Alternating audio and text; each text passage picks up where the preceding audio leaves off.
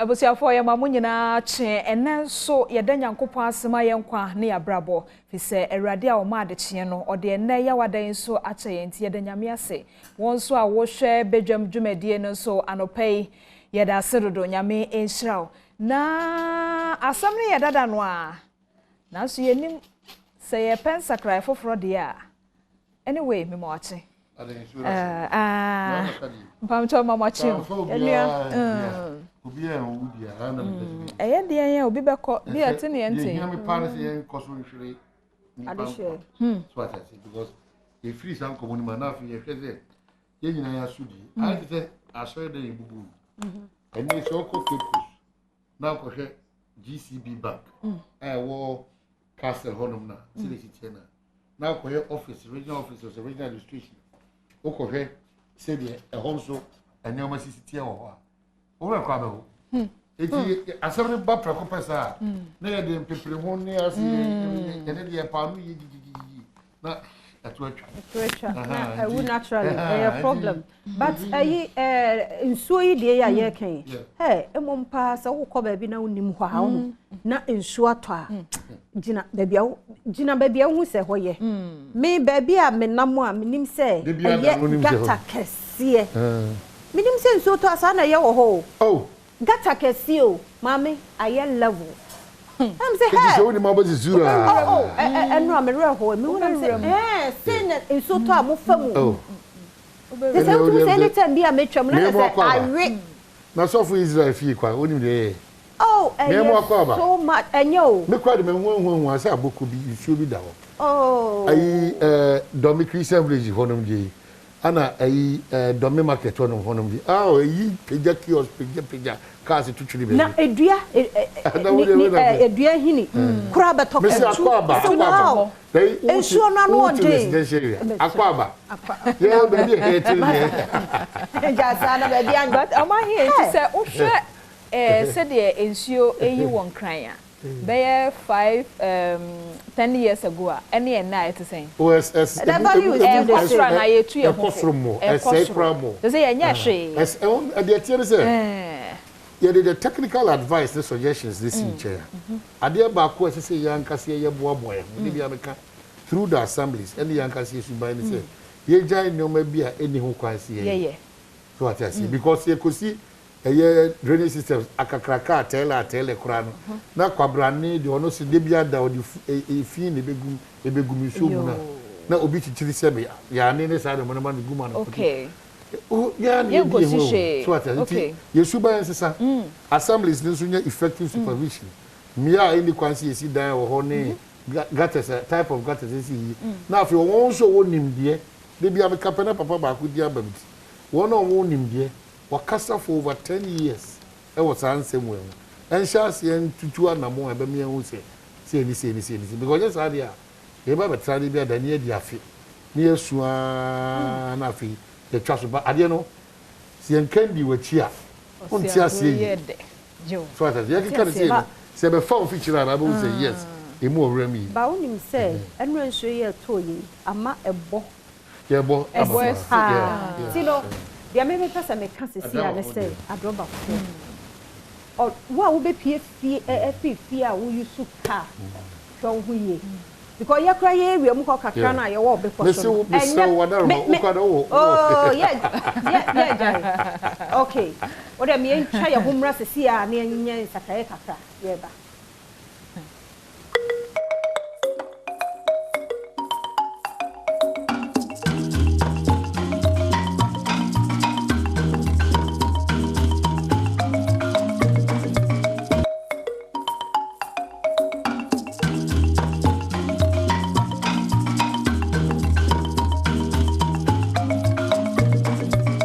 da se pass o twen ye mfidie ne de ye adwuma no nso sa to sa de a wonim de mfidie timi ye nti facha ye ne ye ni so nso nti ne ye di nkomo nso atoi ene se de ebo na asie ene ye 29th October nti eno nko ani twi ayi month no de o ya de mi re mfida aha fi se de ebo besi It is November ye.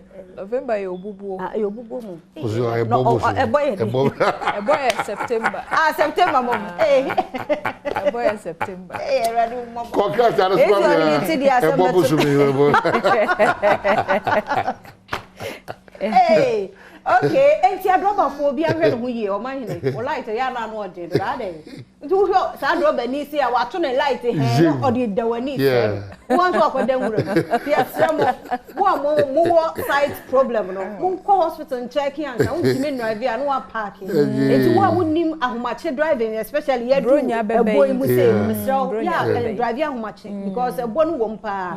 Me da se be possible no so ntie wo pa. Be possible. Ne ko achimota hagra ne izo emu chale omi ehwe hu ye yempese betim kwahia pacho ya da se daily graphic democrat no e da boy ni mo hey ya nkasa foto sene ken of oriata nu akomra hye medwafiem ye 2021 first quarter no budget or the to ho se abanya e be koya kwa akoto abanti enim se de tisu ya betan so na mu besesa ye twasa sika we e de to ho na wo se hye medwafo agi atumu nti wo hwa wo se government to spend 27.4 billion Ghana cedis covers up to March 2021. And who some the Obokrata no na day abeni. Na pay 16 so obekaya VR de bia no mo ka MDAs no e de wo mo ka electricity e kabu bru enso e kabu akampo abewe ne ye twa mama ye etinche no e de frafram na ye cheche ne ade ade e problem but e na de nyame adom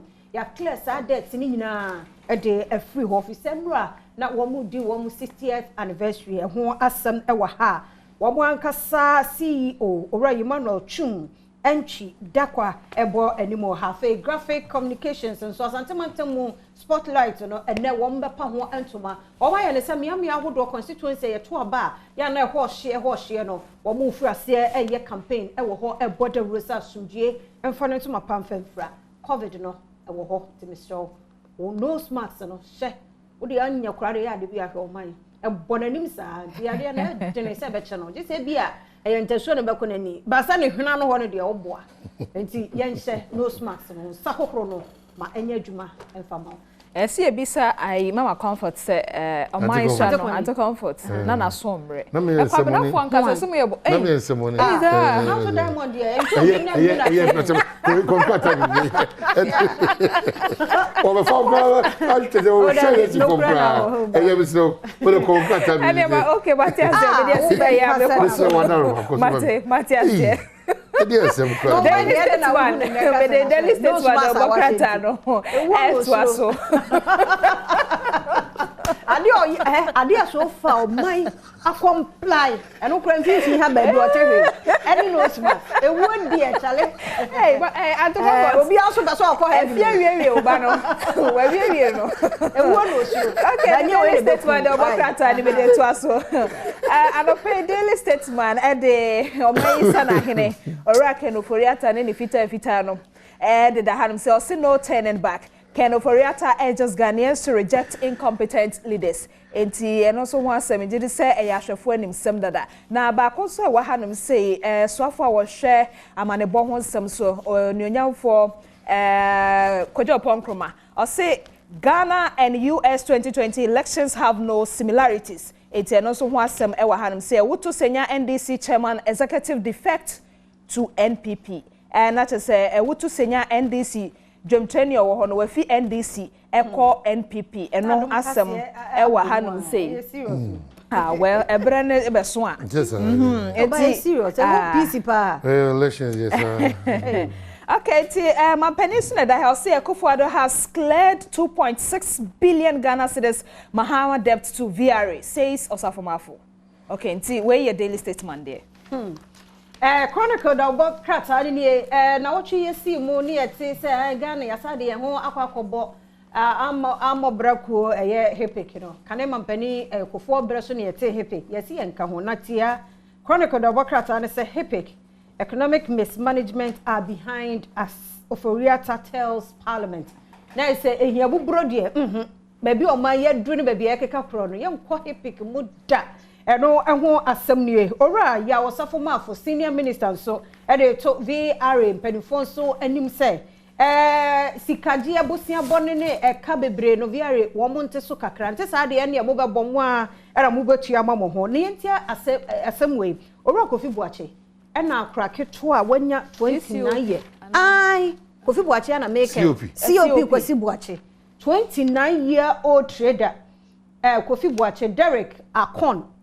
and we use ni din aso on director of operations and we see a dime omukobu obi one ne nyonko no so anya 32 years yes am kranketo a adwen kese ayi ne kan na odi bu nkrofo yes wo agye omsika de asidan nanso oyɛ da omrebe so na aso ene ya kire no no to de COP de ne wo mo abobra na enti me pesa me hu ne picture me pesa me hu ne picture we say enti Ghana for mo me ni na ho eni pa bi o ho a na COP Kofi Boache wan na enim no anti obi say bia on hia no enti COP na asoma say se wo a wonim no oye ni pie sa krache no ana krache fo no wo mo ma wo ho na o COP mo we ebi mu akokodro too much na ayi disciplinarian way na wo okay o ma bobra ene eye wo chatwa wo bobra serious o ma bobra eno mi husa akwa bi koto fom hu abeg ne nipa wo hopa ba enima bi etisa ye atwam ko nyesa omubu baby se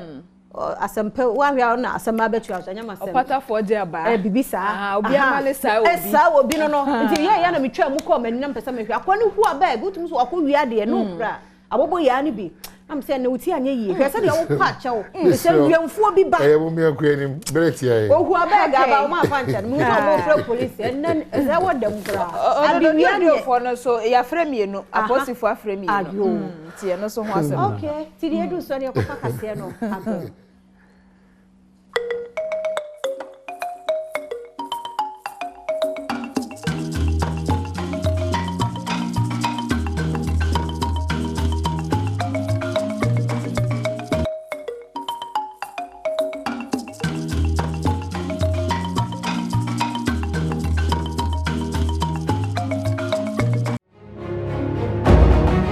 menko abua kwa wa santemanta mu adwarifo ye wo hose nansa na wono mo ye kyerɛ nyina ni gyina sɛ mpanifo ba ye so wo ba besiesie wono mo market ho ayie na wi akyire wo mo atuatua sika nom ne ade kora no ye kyekye market no foforo no wono mo anya bi ye wo mo hawo awokuma lake ene kɔ ho den 7 to aso eba 10 million and ya je ye 10 million na chi ya se ansan fa 20 million apata ba ko bia ansa na to store so ekeka ho ne nyina ya tua besi sabre ye mfa ye ma tractor so ba abre wa ba me koto dwe kura anye mi tomre ka ma hwiase enti na sasa ye ba enti na mu hwe se demonstration ayeye wo ha ye ne se ye nya ba bi ntina no na ha ne ye te na omu tu ye no edwa no omu wie omu wie yo ye ba omu atim se obi enta kapre enso omu timu diga na de onu 15 million 10 years no de what some bigwan bia enye the sanitary the caterpillar be so wo gini kwan ne yam pack dia me wadan se betra me dem ye ba ha na aba ne ma yenya ye ho ti ase se ye mbetna ha no mo ba ye metna ha no mo for 2 years anya so ba ye no 10 years ni e say old market no so aye no eni pa bebre eti ho no mo ton ade and se si an de a mo jeje ye sika se wo me ma be ye kwan no na ye yakọ no panimu bia meka bibia ti ye dwom fo panimfo na ndra ye meeting se panimu bia meka bibia DC meka bibia nche ende a ti sa de a ye so ye ka wo mo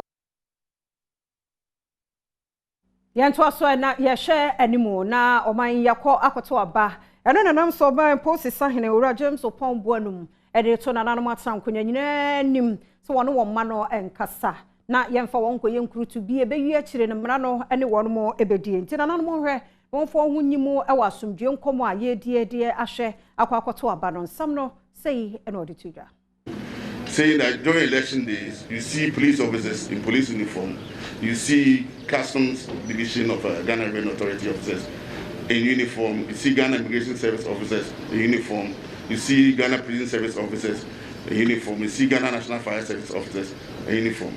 The Bureau of National Investigation will be in the background helping out with the intel.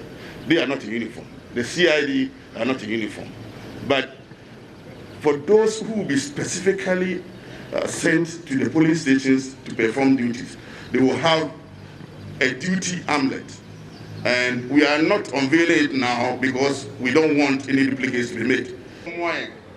Na yemo omaye humbai if we say bring kusi abatwo da na kasa na afewie abatwo na kwa metumi afaso agwa ne se omene mranche ne maba na yewo communities nu be kasa se bi obi nya adwene wa mansem ho na nkire se omo ya tamfo de nyina yi papa ko differences in opinion and ama supporting different political parties.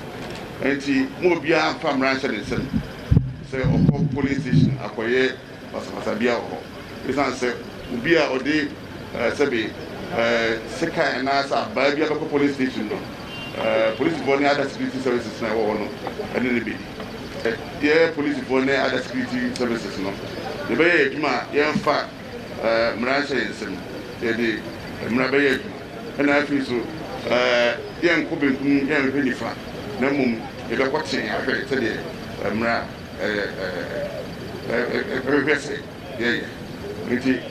Nitina, my back. Yanto so na NDC Frank Atuni kanema mpani John Dramani Mahama akwahye nananom ne omanfo awo ni ngo prampram ebo sasa abato no nyame ya dom na ebedi ne nsem se Ghana mampani dia Ultra Modern District Hospital dia emo won sabetumi aka na probo a wode ahyehye so won kramantami mu ene de no ekopie ho kayache afenya kawoba obasa Many NDC Amlalomi, we can have contract. The contractor Chuni, the new government by MPP Banake, Eka, the Ashik Be Ashik Be Nakai. Keoba Obachano, the Wogbina, the Bekoho Yabie, Keje Pram Pram, Nia Pum. Sani Walker. Ninte ada nene ada womi manche nimbeji nene kabu odopio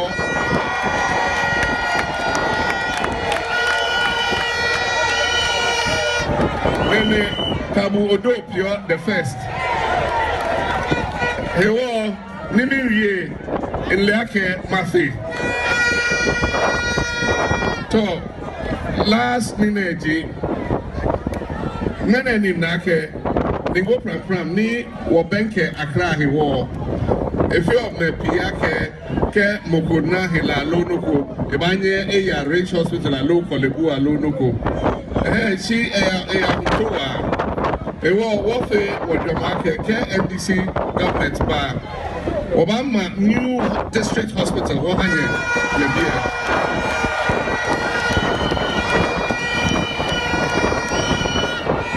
Nadia COVID-19 no abeto dwasa man ebi wo hono mu a won wasa nya biem dindindindindin asore e wo ho ne sa no nti ebi ma ha de na nso bo na wo se ye bo ye ho eban se ensam peja ni mu biem enti adwumako modek ene wono partners aka wo ho abomu a for national COVID-19 testing centers no wono eboa wo ma sika 3.5 million ena won dia ma se yemfa emo yentoma no na yemmo yehoban emfi yare no Adom TV etwaso meje di say ya bomodin nanso yeso yeto yaso enye si ejo mu kura yejo mu a na ke so kono ebetimi asama no so bio nti obia mi anani say obedi nhihye ne so obehoro ne nsa obehye ne max ne obi ka so obekọ achi ti se na america achi fo mu nchen ye bekọ so ara aboa wo because okon de ye nyina ye ko we had a national active case count of about 514 cases. Well, our objective still is to do 0 active cases in the shortest possible time. And that will be possible with partnership like these, where we get the necessary items that are crucial in testing, tracing, and making sure that we keep a very safe environment. You know, but fighting an infectious agent is like fighting bushfire. Until the last one is extinguished, really the situation can get worse again. So let's all take this opportunity to remind the public and ourselves that we are still in this war and that it's only when the last soldier is cut out that we can take a breather. So on this note, we thank you very much. We assure you of making sure that we supervise an equitable and fair distribution, and also support our agencies to make sure that whatever you've provided is put to very good use. Mienya no so na Badwam kase na opa ya ha na brema kwan na ye de asie medi afia amankwa tamaklo erekese dubuadi aykrato de agodie mu nsam eto so.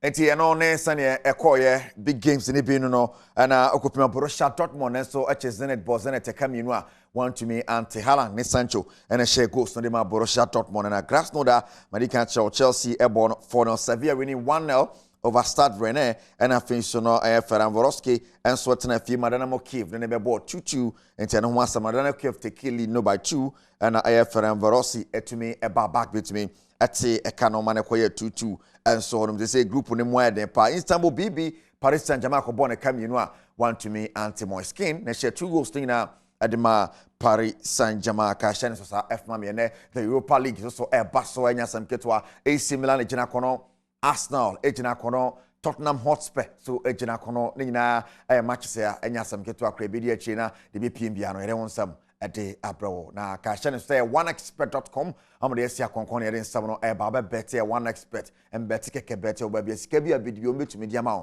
na de ketewa bi kodi kese os ne so oneexpert.com and I make am for dia ma na pa mo kan wona yere nsam no ade abro yemrafi na yemetwe ensemfo fra ko efie na enche the Ghanaian Premier League paso anya sam keto akwa mpanifo yen hyehyɛ sonkon sa na be ya COVID-19 ya ba inu no nyese yakobɔbɔ ne akɔtete ama ye ho ɔmo ne hyehyɛ foforo ana egu akwa mu enra de yinhyemu kese bi toja GF no to nsa frɛ boboku akodo dum wɔtwe ne nyinaa ɛwɔ maso ye na ɛwɔ saa nhyemu kese na se no ɔtwetwere ne ipani ade ma GF no owura ne tin de Prosper Harsinado ɛna ɔtena dwamu a ensɛm wɔ hɔ no wɔde dan boboku yi ne sanse November da ɛtɔso dunan Leg ne hyase no nti nhyehyɛ ahodo a mode agu akwan mu no ɛna ɔtwetwe ne ipani ade ma GF no ɔto ne boase ɛkyerɛ bɔbɔkɔ yi mu sɛ na ɛbɛyɛ a mode bɛyɛ adwuma na obiara ho ankɔtechima ɛwɔ mu sɛ yɛko sɛ na ɛbɛyɛ a yɛbɛtu yadeɛ corona nase ɛwɔ my Ghana mu ha nanso afo bi nti sɛ odogo bi nu aba nhyehyɛ ampanifo de agu akwan mu no ɔmu ni so ɛno ne nam so ɛna saa nhyɛ mu kɛse yase ɔkyekye ne ipani ɛkyerɛ sɛ nhyehyɛ aban no na GF no aka bɔ mu sɛ ɔmo de bɛtu dwa wabra ball ne bɛkɔ so no wɔbɛsrɛ sɛ bɔbɔkɔ bia wɔbɛhyɛ ne kyitaafoɔ empanimfoɔ ana afi players ahodo a mo mu no no modi so na nyɛ saa ne wa wɔbɛbu so no ɔmbɛtwe waso na afoforo nso ɛde asua deɛ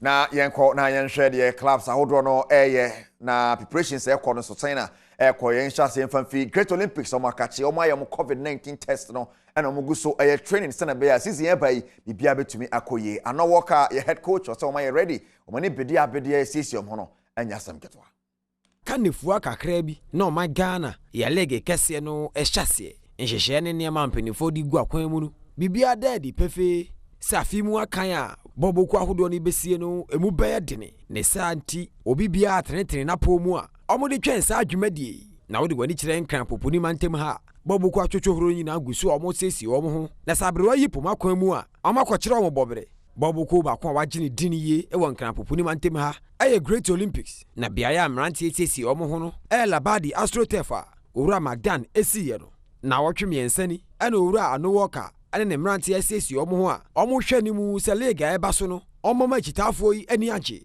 na botae esi ɔmo ni so ne sɛ so want to me anje kuru akese rekora relegation de omumfa omani nkire ho se womunsu aba ebi mumbo premiership da ebi munsu abobida nti womunsu aba se womba be din ama omuhu and with Agra Great Olympics ebia Agra Great Olympics we ma on platform no womunsu womunti aji womudin ewo Ghana Premier League no. In fact, between first and fifth, no, I say me woman.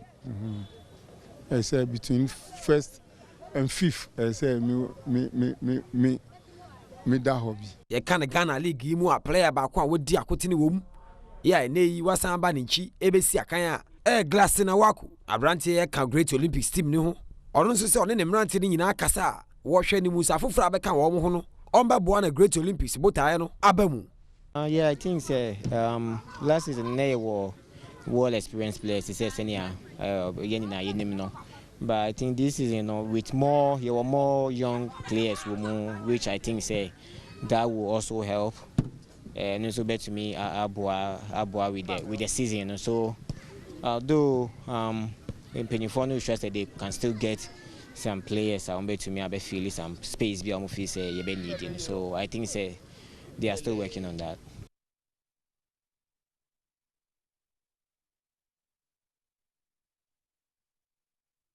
Enti Olympics for hona yefia bai ye won kran house of folk ye nko house of folk for so akache enko hesa na mo so siesie mo me no kasama kopiem Cape Coast ahono mo de ma ho siesie no ekotoa so ahwe se bibia beto din na season start ya o ma kira bobre pa hodo aduasa ene kopie mfimfini mantem ahinkro Cape Coast mu a ene dey house of folk boboko ne be hyase ena kwasi boni be kan residential camping no o me de be rentam so endro na dwe asuom ene mo kopie Cape Coast another year shani mu so mo akogina go pramaso na ma hu sese dikan no etrene ya ne dia de eduedodum obedi mrante nanim na mo de ahyehye so e wo grow lamp academy fo aso e na isanse league ne hyase a akansi dikan no house folk ene eduana na de be wintam so nti empenifo hu ni se akansi no be dene na no nam so amfimfini mantem ahinkro kekusu no omo hwanim se player bia aba so e ho no obegina na so na sabrewa yipuma kwam ne akansi ne hyase a omangu wo mo ho ni mase Nuru Sule defender Edema house of about any 1 or 2, 3 players be no. I think say say beat me at the league because any target for this season. Yes, so this year they are prepared because we are ready say obey na just obey has be so they ready say yes so yeah o mano. Almost support here 50 day one especially me Nuru Sule amakwama samba o masanjimi nti Mufa support in Paibo Nombra because this season league no ebe crowd ni be hwenti Mufa ye home support no ni your friend in sense na be ya the day ni say ye be no bitima. All right, meno and someone also has a folk for my catches and so say boafo ya back and hona I didn't summon idea bro I'm the boafo cold mixture and boafo capsules and a kenwa enya asem keto akra na yenko pimo wo metema kuma sia sante kotoko wo makache nko ready ekoso hono mo wonim say enche league ne hyase sa no no ma ye signings bebre e dia begum e na bi so eko dia na ekoso kotoko akache Esa from watching and a be a transfer in Tokyo. Asante Kotoko no akofa wonom abeka omunuanom ho. Ne sanse ye jadodo na kwanti ano nam so awura ne tiade maso akunadu ene mpenifo tena sese enya league ne nko ana mo besi akan wo mu ena emum FA Cup ene CAF Champions League no opese wo konko nanim ne santi ne sam rantie yi akofa wonom so mo maboa na dwuma bo beye no ebiri bi atwamu Asante Kotoko players ahodo ye abeka aboboko yi ho a ye hu faso bi a o mede beka ho na so nei afofra beka aboboko no ho no e kire se boboko ya mabamu no mo mbedi agro na o mu nimpe face Asante Kotoko de asohye ene wo mu nti o meye de o mbetum bia se na be ya abota esi boboko ya ni su no ababam na chitafo no abamamu na otwemi ensani na obehye pie mantem ahinkro kofodio mu a o mo sesi wo mu Abrante Mubarak Yusuf ekamranti afofra abeka boboko no ho club me de so far as me player the medium me medal and a team epe cup so me my achievement is like me so ebia me win na me obe 4 medals and 5 medals in my 3 years me have 4 or 5 medals I think is say the any ewo won na ni say like say ko Africa so let's target first one answer the league need me sure say then they pending at the watching. I feel they should expect more from we the players and young woman mass. All right, Kotoko, what more catch it no to mania beripa Jifas herbal at the Jifas Mr. Cremano Penny the air Jifas Mr. Papa and me money Madranya some ketwa eti ma wonsa and can be na what for bar so I can what they call mix and capsules no can or from 0246516937 0246516937 na when a boy for a bampani for oneexpert.com so eken one opaya and 7 or ede ebre one expert bet or neho ena obetumi enya altar kese no happy birthday nkoma KK Claronzi and Adona Efro and Edu birthday yankopon show na one ton kwanempa we efi me producer Sergio Manucho obusia yegina so na fancy GTP new star review friend toma near in 7 or ede abro kejuana gasani Eric Asiedu Body.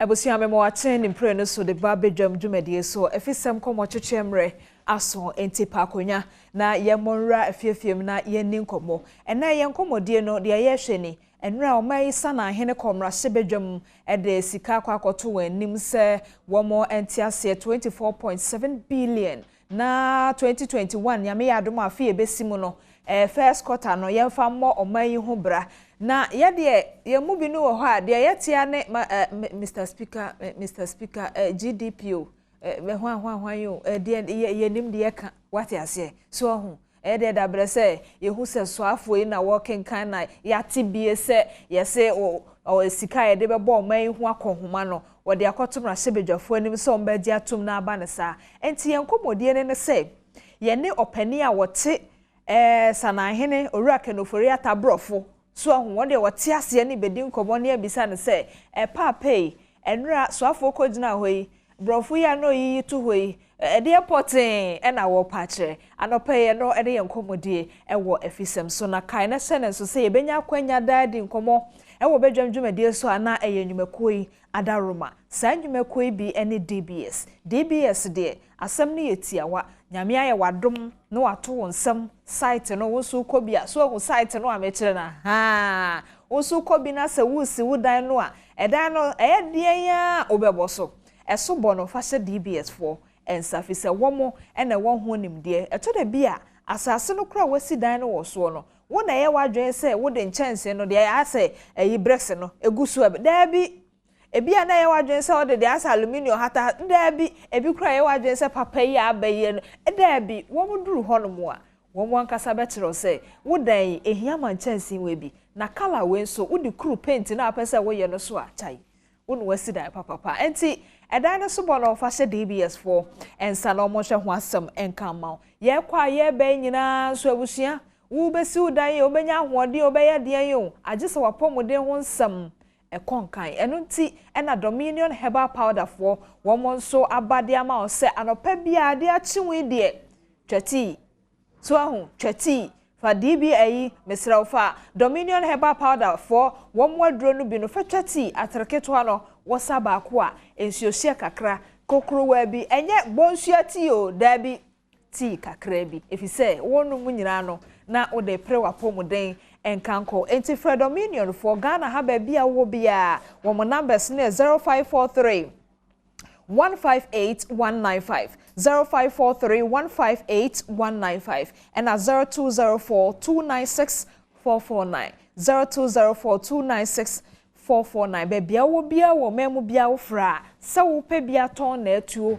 se wo pe bi nso anonum wo fie wo ne abusuafo no won sabetumi akabi Franco Trading Enterprises se wani je enema ye branding ho ene ye yenim sisters bi ni brothers bi okrom ha ade bia won be hye bia brand what you say enti opese ne TV kura ne phone ne de keka ho akura ne nyina branding one oh Franco so madwen ho because mo sa phone no so mo taste ne ya na ekrum so ho enti se TV no koto no Franco ho a ya branding no achro Franco no agu ho ama kama wo wie ne sa afei laptop a wo behia computers yi bi say ye fie say ye wadwumam ene e phone yi nso so behwa Adom TV wo so yi Franco se men kan che say ni nyina bi wo ho a ne bo nso efo na esan eye papa asempe tienti so hwehwe mo chiri kwan say ye fa mra wo fie na nso fa momo no send ye no number de be di sa adwuma no ene 0302 225 651 0302 225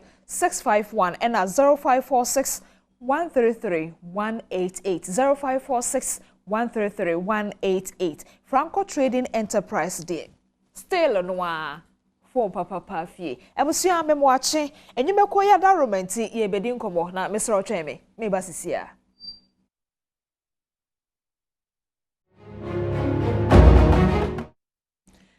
ebusua me da se ne umre se anope woni ye che ede bi ahwe bedwam Jumadi Adom TV so no titru ene efisem na duro so nti ye monra fiefiem na ye ni nkomo anopay Dr. Edu Wusu Sakode eye economics wasanso etrade wo University of Ghana Legon wo ba beboa ye na yate ye ho asede nura omaye sana hene orura kenoforiata edekoto mra hyebedwafo anim no ye betase no baako na de wonso wonte ase no watumi ato ho asente no pe doctor ewo ye nche doctor mpacho mo akwaba yeah na pomwe nyame adom efiefo nyina ho ye nyame adom obi ho no so kakra aba no mo ye obi amaye anti wo mo aba ne be tro nso hwe oh yeah o ma anti wo mo chori no obi anya maye obi amaye se spray no so mo guso bubo yeah guso se de be aba na cover ne apam obi ya Lagos wa edit pa ye de nyame ase ne besi bia ye o ne besi bia ye ne besi bia ye de nyame ase na doctor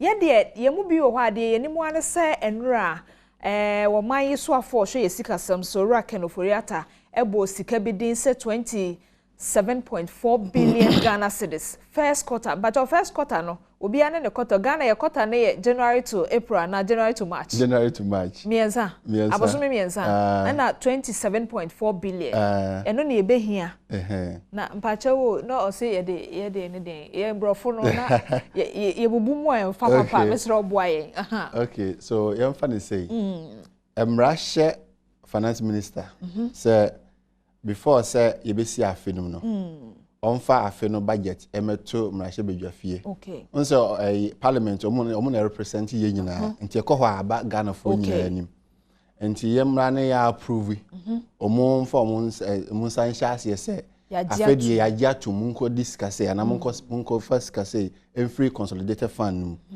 nti onum said next year so afi we election usually say finance minister ba or the whole year budget na eba from January to December but we dey na yesronko because December ya na yekoto aba yenim de oba we dey enti budget na ode ba ya say okay because yenim de oba we ni nti no yemfa budget e be hia for the transition period on say the oba we ni ababia December no yeswe ni in January 7 January 7 okay yes when in we are afei na wa can say nominating the ministers and some ministers be call parliament for vetting ye vet omu we are ya joma tum ya momu krata and some ambassadors obey appointments be bree enti be di mre okay nti say the first quarter ne be yes adwuma no nti sabra no ne de sika we na ebo oman ne ho bra exactly okay exactly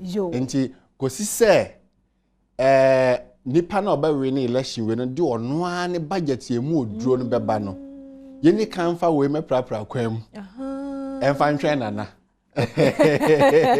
enfa ntwen the main budget okay in other words a transition budget is a transition even say President Kufuor Kware Ewenia still 7 January you best when in you best go through all the process obeyi aswafo ni bi ebi bebe obeyi reshuffling opa ni swade honema bi opa so yina about what we kotena fie we mra ha we nko agree we nko finance ni nyina ebedi mre kakra okay so mampanyin your mama so we ni a eno de nyina ni a whole change over okay mampanyin Akufo ministers nyina be kofie ambassadors nyina be kofie and even board of directors because the winner takes all CEOs the winner takes all okay nti sa period na ye dey yes na ma we nyina no e wo se ye didi e wo se oman no ekoso ye ntimi nlock Ghana nka se ya to abanti ye nya hwe ni ya to punum ni ada okay nti budget na ma we ni esronko nti first quarter budget no dey buy first quarter we the brofokasa but 3 months bia ye quarter 1 3 months bia ye 1 quarter nti Ghana ye were 4 quarters nti unse months no ye 12 nti uchemu fo a 3 nti first quarter na ye January to March 2016 ye bi honorable Setekwe ye the same thing nti time MPP winning December no January 7th and you swear mu in ana honorable Ken for ya the budget by in March and I approve year parliament and started from April. Oh, okay. You could see December 2017.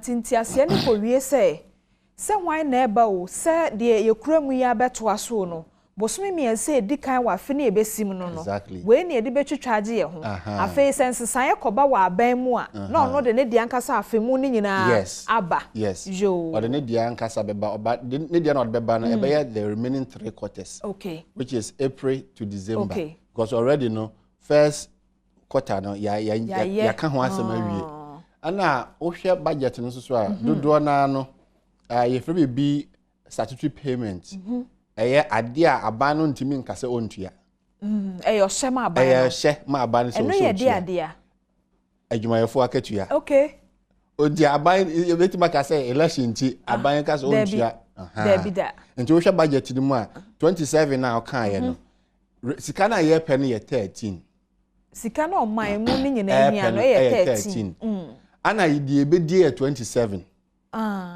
the ebedi 27 no emu 4 ekotuaka ka benya bosia na ya bo no ye da so de ka amortization ye Ghana de ka be 258 billion cedis doctor entiaf ye da so ko bosia bo no ai ene nyina yi ye de ka ka na eda ho no eye aban aba nyina president mama kan president miss kan president kufo kan we ka na eda ho no 258 almost 260 billion Ghana cedis afi bia ha no yetua bi yetua amortization which we call in fact so akwa bosi 100 cedis yesi hunsi ho no bia 10 cedis every year 100 na yefa no principal no nti ukotua 100 no bia ene yefa no amortization besia poten na yede ma no kwa akote so ene yefa na nti first 3 months no yebetua mu yebete so 4 billion Ghana cedis yes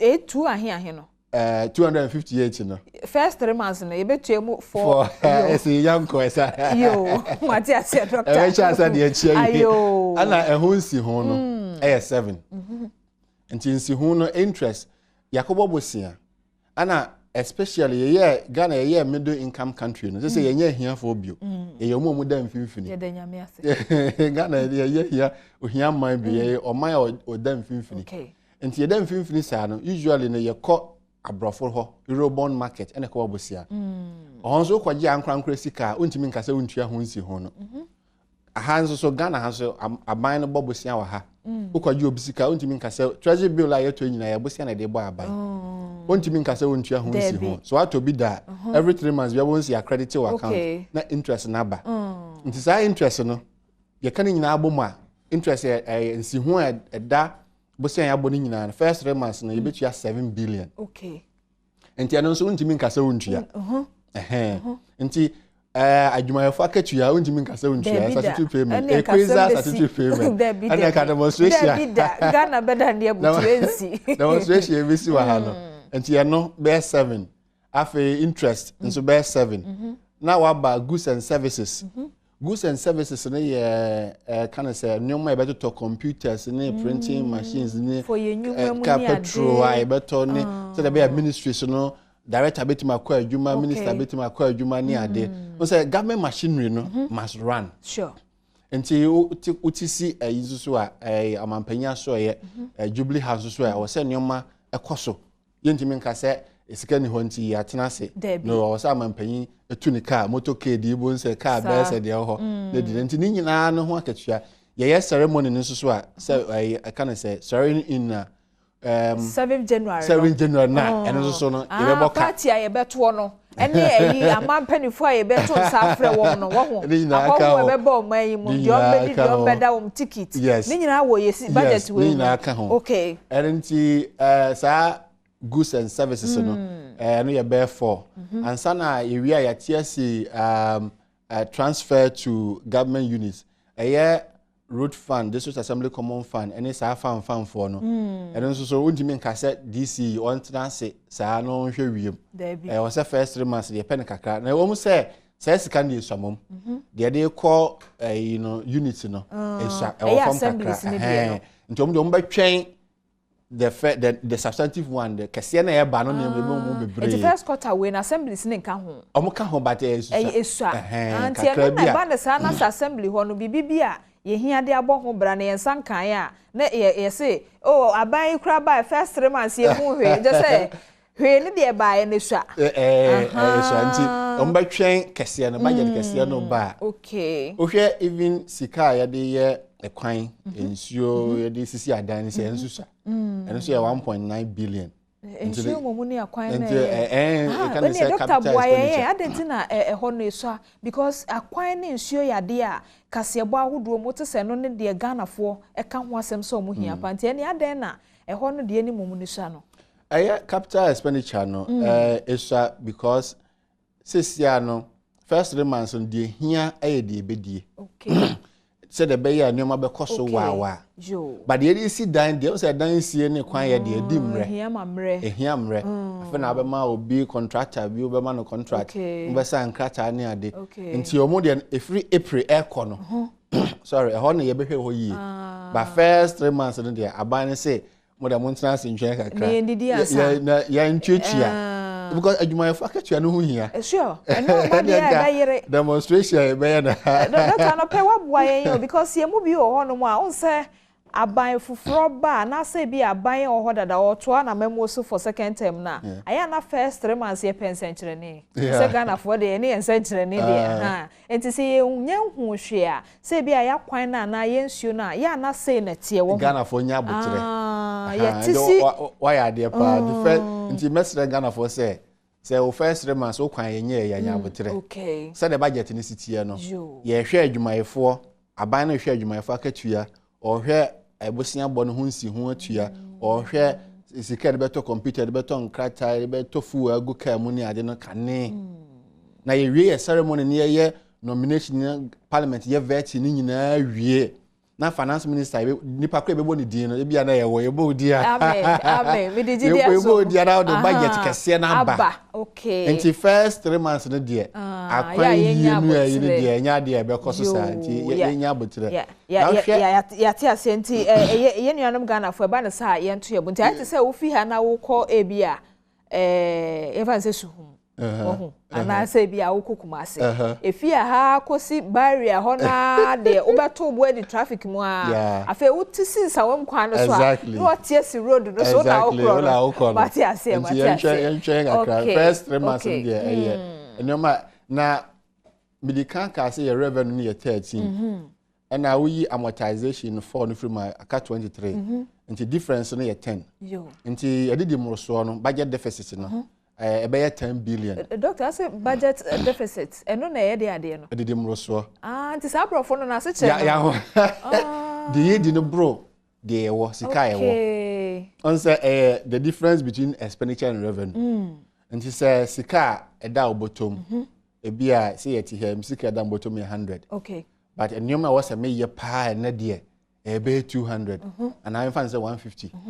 50 no I was say me kobo ho bosia. Na me de soso. Because uhia and then you find a budget deficit nti budget deficit no na ye boa no ma na ye e kare da ho no afi bia budget deficit no ne akobo ho bosia ne ye de aka e kare da ho no nti budget deficit no na enyini eye oman no ka no edu 250 nti nye se e bia ya na aban bi bu apayo ne nanum wo ye ne de na de sade ne ba because ye yankasa kra ye fiefie mu na tumi si utumi plan se e bia efie na watwe we mu ye bedi mutuo sa ba be hu se na watwe nim no kwasiada juada benada ukwada afa udu yawada no se da bi enemedi ampesie no so bia ne bo ne bro na mutuo ne so den so se udi because mutuo na fo and along the line no aya na de yesusu se ye de bo man ne ho bra na du ba bi aka de ebe hia no ese ekopɛ ho sika and ye friend deficit financing nti ye bosia na ye bo bi free abrochire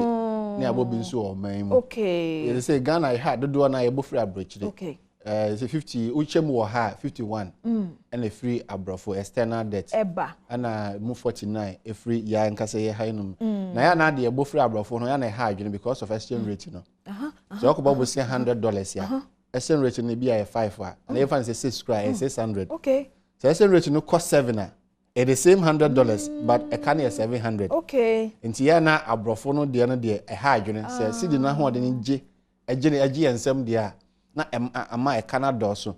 Last me baham be kan say from 2006 to 2019 your analysis be exchange rate no kwa no de over 60 billion Ghana cedis ana aka Ghana ka no. Exchange rate no yes, exchange rate depreciation no kwa aban ko bo obosen bia o. Sidi na ho de na e ko form against the dollar no. And ama Ghana cap between 2006 and 2019 over 60 billion and kwaye exchange rate no. And she said obobosia free amono no de a dodo na doctor de wo kan ya na ayi amanyofo no tituru chinye ne oso no omunim.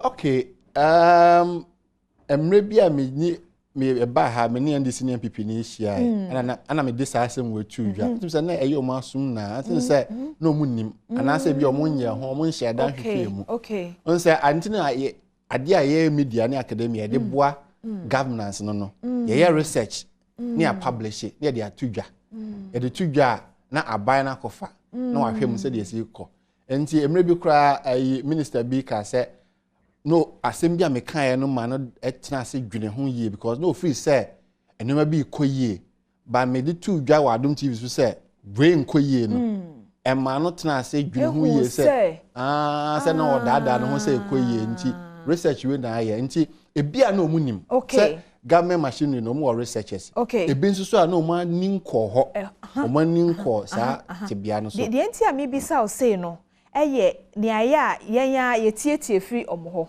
because na no na ne nua chiye na wo ho ne nua wo son ba ye no aprato no so so eye den ya rate ne kosoro a ubetua because besia no wakwa akoje enti ne say no ho ya na ye fa ne se nimdie bi say fa ye sikasem ho no eye den ya ahwe ye na ehwe sikasem ho no wo mo na wo nim aya wo mo ma ensem no ba fom e ma wo mo akwa bonti kosi aban no anasa amanyoko na nemu no wo munnim a wo kodi ho nkomo question we there bro so when you gas so munnim and e yentoma finance minister na that way but I think the mechanic say omo form money nko okay na omo engage ye nso so sabio omo de omo wa bam ya na omo nimre me ye sure say be a finance minister was sorry na wo ye call no fa ha no to president so sa ye de omre ye de chira de ti omre pa nti e bia ye no munya nkita ho na ye researcher ye be ye no okay na ya make recommendations to them no mo so dia ye adwuma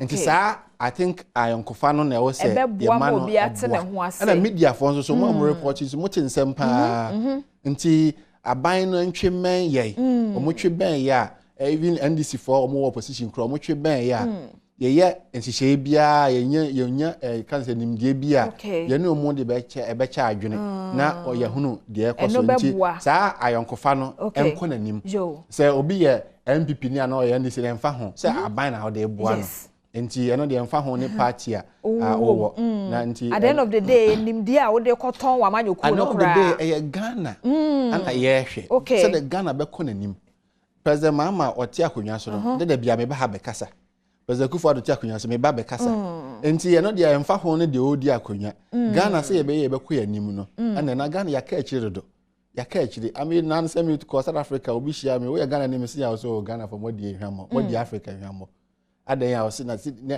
ne si pese mo be komonim you know said Nkrumah president Nkrumah pijaye na Rollins mon be ni Kufuor mo je se obobo Nkrofo din na office say the AC kono yenko no say the biman hwe ni mu se be kono enti ye besre ye nyina ye mwa na ye mpija oman no enko no say me research na say president mama ka say he's interested me be man no president Kufuor nso ka say we interested me be man no ye nyina say the oman be kono anim na ye hwe na ye nka me bi mfa finance minister ne kasa ye mu so hwe finance minister mom there we very consistent kwani twi ye say una otitwi consistent ne bibia ye ne de so we are very consistent in fact MPP as a government omunyina they have been very consistent me kasa every the we are budget no see here say budget no tibia esitie o hwe mo ba ban mu 2017 ana Ghana so from 1992 airban no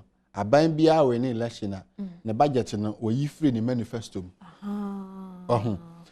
Nti this government and no more count manifesto no. 2017 budget a womb. Okay. 2018 budget a womb. Okay. 2019 budget a womb. 2020 budget. Okay. 2020 mid-year budget. And they're not about 2 years. And I mean who cross almost 101 project. Agenda 111. A womb.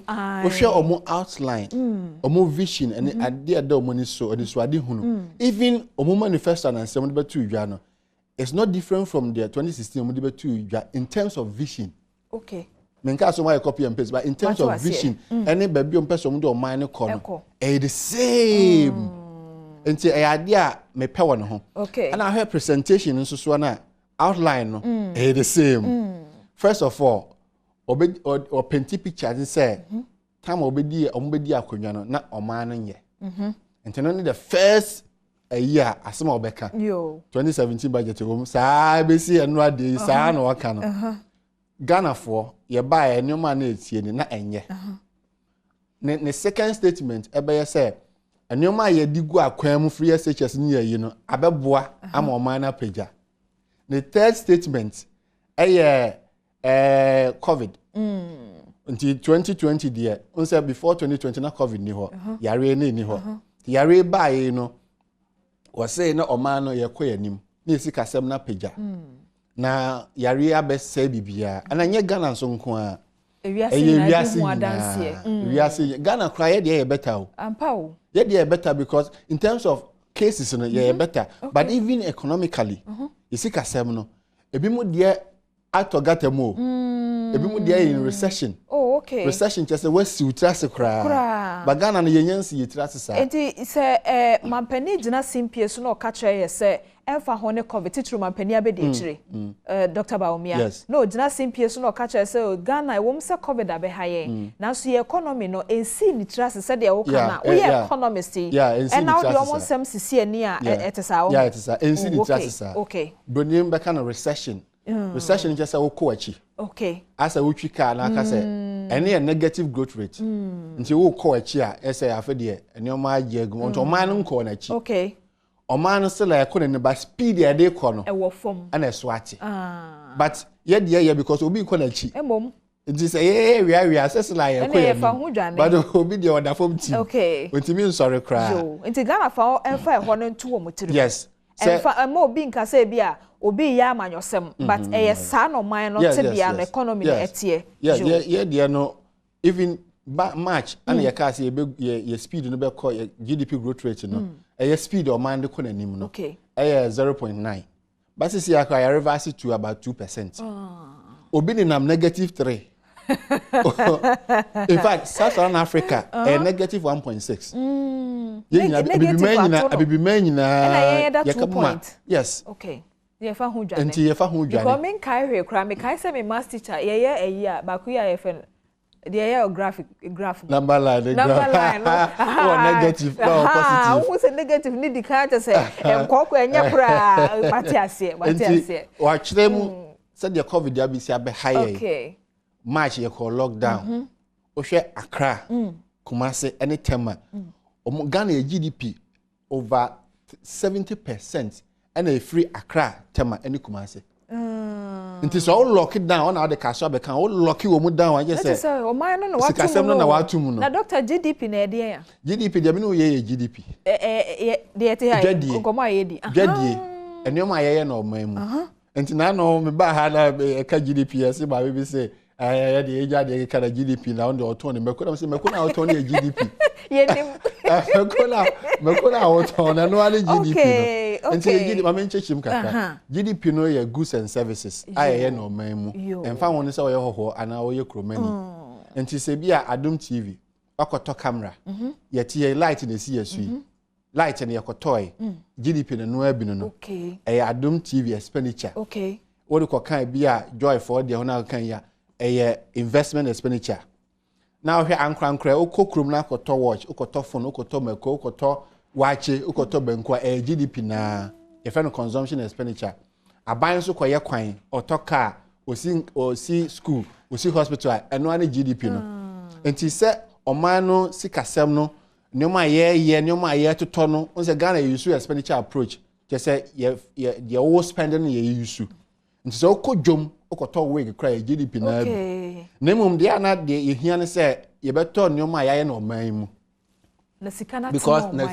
Because import no. Say be a watch ye bomi ye cry free China.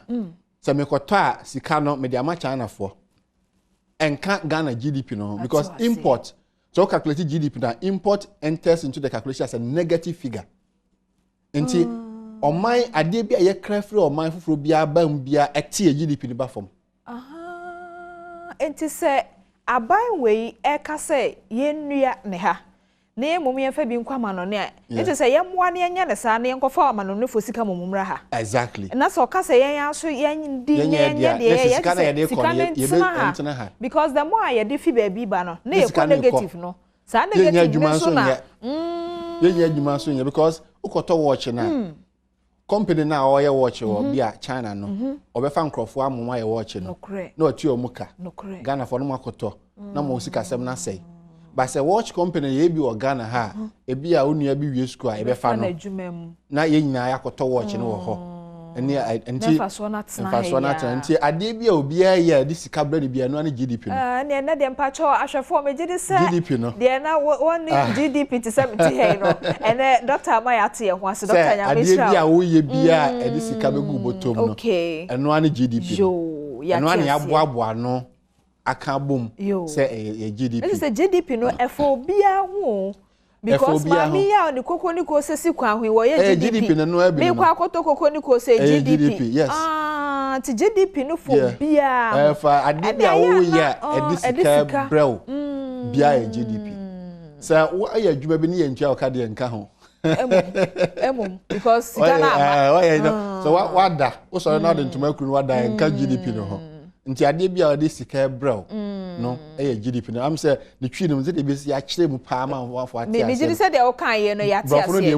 na pacho jeni ye de ya gross de p no domestic and product GDP yes gross domestic product anti unya te domestic no kra na atum se fie fie de product so bibia na gross no na akire wadwen kra gross no de ya say yanyi depreciation frame no say bia wo ya akonwa akonwa no eche kakra ne na hode no so beti nti yenyanti mfrim yenyanti ahonde no akofam no mfrim nti aye gross nti yenyanti depreciation no mfrim nti enokra de ya na nheda nyakese bia sa nti domestic no na die ni pi no de esi ehu ane die ni pi no domestic ha product chese say hoho say kromani nti say Lebanese for a restaurant no more ya bia pizza na say ya eka ho say the city product no ya de yaye ana because in economics they say the waton any the wakoto omu nyina ye pe nti say why watch ni 100 so obeton kakra na akosi 100 na wo do umfa so ka ho a eno ano no nti de waye any de woton aya beton e the same nti product is equal to income is equal to expenditure nti ho no nti ina meka omampai finance minister kasa ye ma menwie nti woka tama na oma na sitie ene ne oma waye ene de covid abaye any mitigation measures mitigation measures ene oma abana de gu kwan mu tama yare de how bre ye we share first of all ye isolation center quarantine hwan na omo ko nyina omo e kan nyina aba na fa yo afi health workers adwumayefo mo apomdi adwumayefo ye mo about 50% of their basic salary as a allowance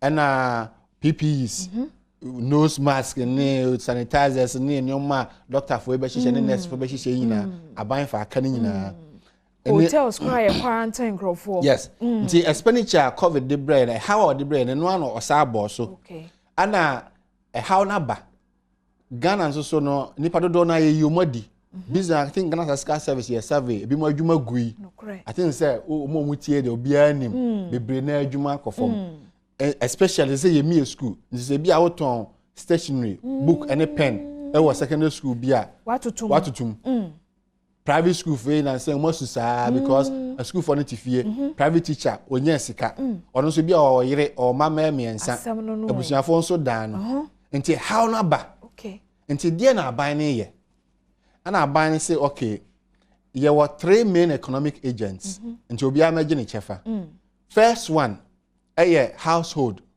menewo second one industry firms like Adom TV and third government okay first one menewo no nyoma be no di gu kwan enkania ne nsuo no eno na amanfo bi ka se na ode chiche na oman ade na ehia eno de obi a okasetie bia me ne nya adwene okay adehiade enye se bia ne ho te no anase ne ho abɔ ne ho so anase ka ne se ne ho wonya ne ho bia dada obi na obi ya manyosem yes na ye essential bro ne essential okay ade na ehia ema oman ye kɔ abrochira na aman ne bidio mu chiche sika ebia $1,000 nti o te hɔ abia mobile money kekere na betom Ghana he ka se ye de a ene ne how abeba no we betima be san lie wa ha owi a okodi krom ukaye bia ne cheche no mankasim ukaye bia ne cheche no aha enti ogibi wo ha enti wasa akodi lie aban se okay se yen chiche sika no de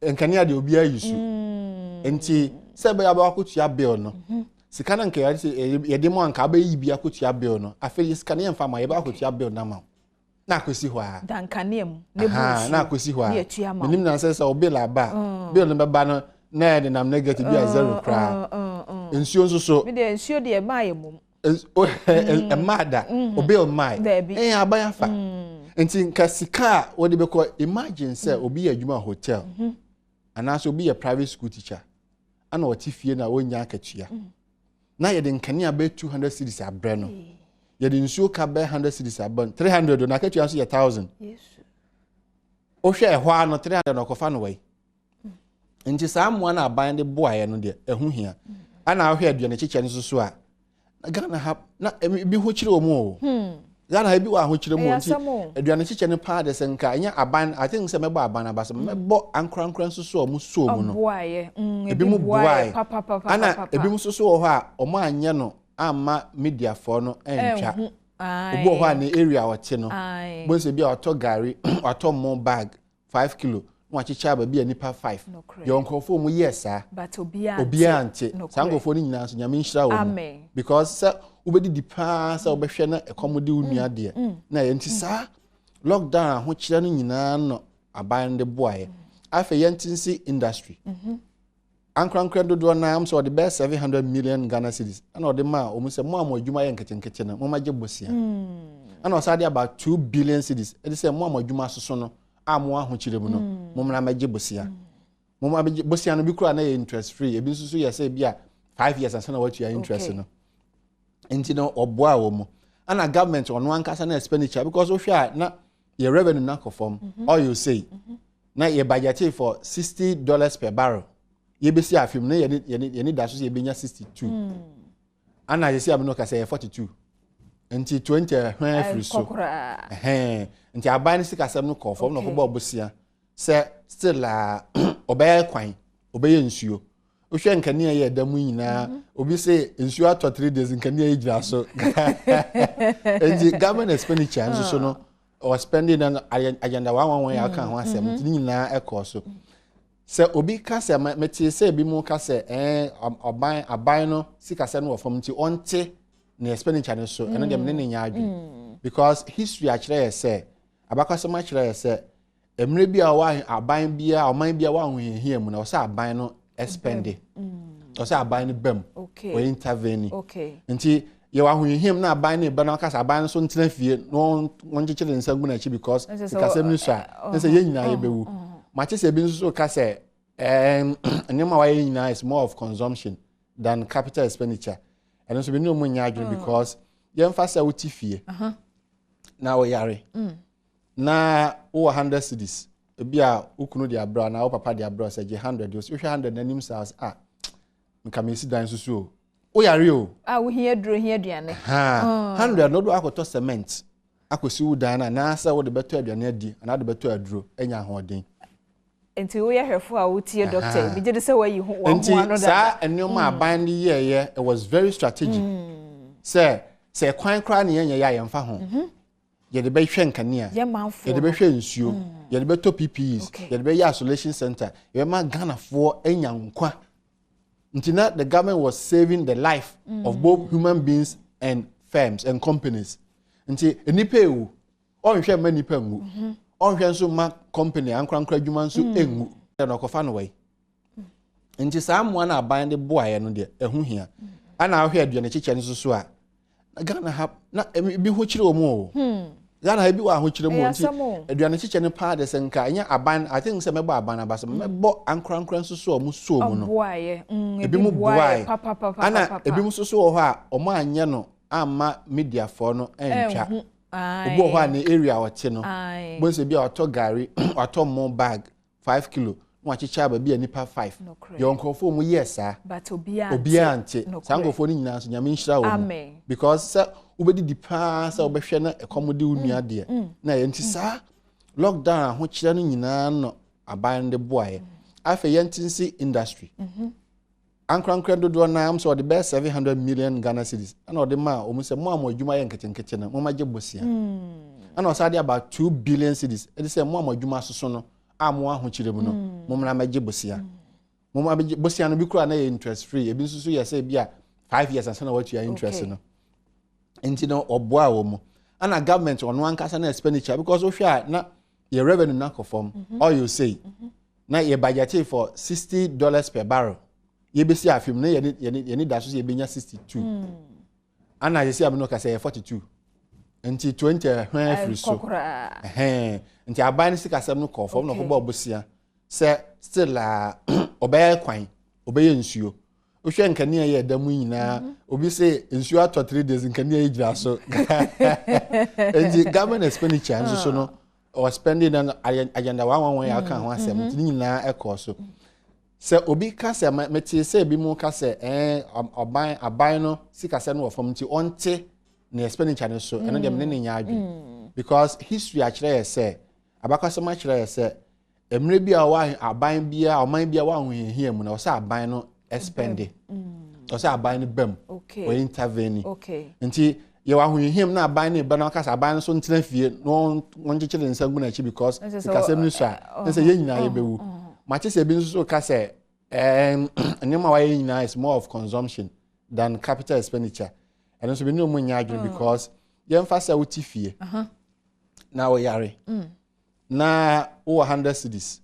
Bia ukunu dia bra na papa dia bra say 100 you 100 na nim says nka me si dan so o yare o we here dro here duane 100 no do akoto cement akosi u dan na say wo de beto aduane adi na de beto aduro enya hoden enti we herefo a wotie doctor me gye say we yi ho wa ho ano da sa enoma aban ni ye it was very strategic say kwan kra ne ye ya yemfa ho ye de be hwe nkania ye de be hwe nsuo ye de be to PPEs ye de be isolation center ye ma Ghana for enya nkwa ntina the government was saving the life of both human beings and firms and companies nti enipa ewu on hwe ma nipa ngu on hwe nso ma company ankrankra adwuma nso engu nti wo say ne de beso masene nti say o criticize ne say what the scan do na ko hye consumption ni ayi a na minim de opesa aban na eye abada ho na kra ma enye juma sada da bi da na ene na doctor anope waboa pa bia ya adwen mu because ebia ye mu bi keka sansem no se Ghana for ebia na ya na sabio Mr. Mekanim dia ye ni wo nchechemu ya ode ma ye ho because obvious say onipa ko no kra wo kasa no ono a wo yare da ho no mu a ne ya kire say duro we na obehia menyi ni so beka say duro de mento because me dan no me pese me kom duro nya intimate scan ko chance abos there be that hwa even president mama kra no o ye ne campaign ono kra atu omampanyin akufadofo hwa o kan say o ye free water no omampanyin ka say yenya no bia say months or so yema allowances bi omampanyin mama so on na tia kunya so ko be the same thing nti na ni so sa adwene no de na ye nyina ya support sa adwene no ti minim de ntia bi mu gina bia ka se aban no no ode chiche we no ode yese enye se bia ne ho te no ana wo che hia omanfo no hiade ana wo hwe economic book bia no obeka sa atia we 1929 ye call Great Depression o hwe na Ghana ne wo he ne ni ba bia nti oja omo abrochire fora no mo wo yi no omo sikasem si omo trase die ne si aban ko bo obosia ana ode pege sikasem okay 2008 be 12 years ago yeah global financial crisis President Obama breso bailout billions of dollars ana ode ko bo obosia na ode shame enti se covid aba na aman bia sikasem asi ni trase na Ghana aban akobo bosia se menhwe emamunwu menhwe emamunyuma nwu meko IMF akobo bosia e dia beye nkania nsuo e dia aboa masem beso masene na mumu aye hare na me dibia ma adwumayefo na me dibia ma adwumayefo no de ahye mo adwuma mu a ana na woka seti abosia bo no before covid men come any first person make us eti abosia okay wo hwa me video ani me me interview so before covid o can budget deficit public debt come any first person me pija me okay make us eti okay but I want you to we need the akobasa me economic professor because I say economic question is the same but the answer differs depending on the time okay enti bosia bo no eye ana enye obeka se na enye but say ya ho kira ba enti eye okay yati ase ahokyere na aba yare ndi ahokyere aba nti wo sa aban ne bobusia no de boa na emom ahweye ne wo se ye na ye ni no by heart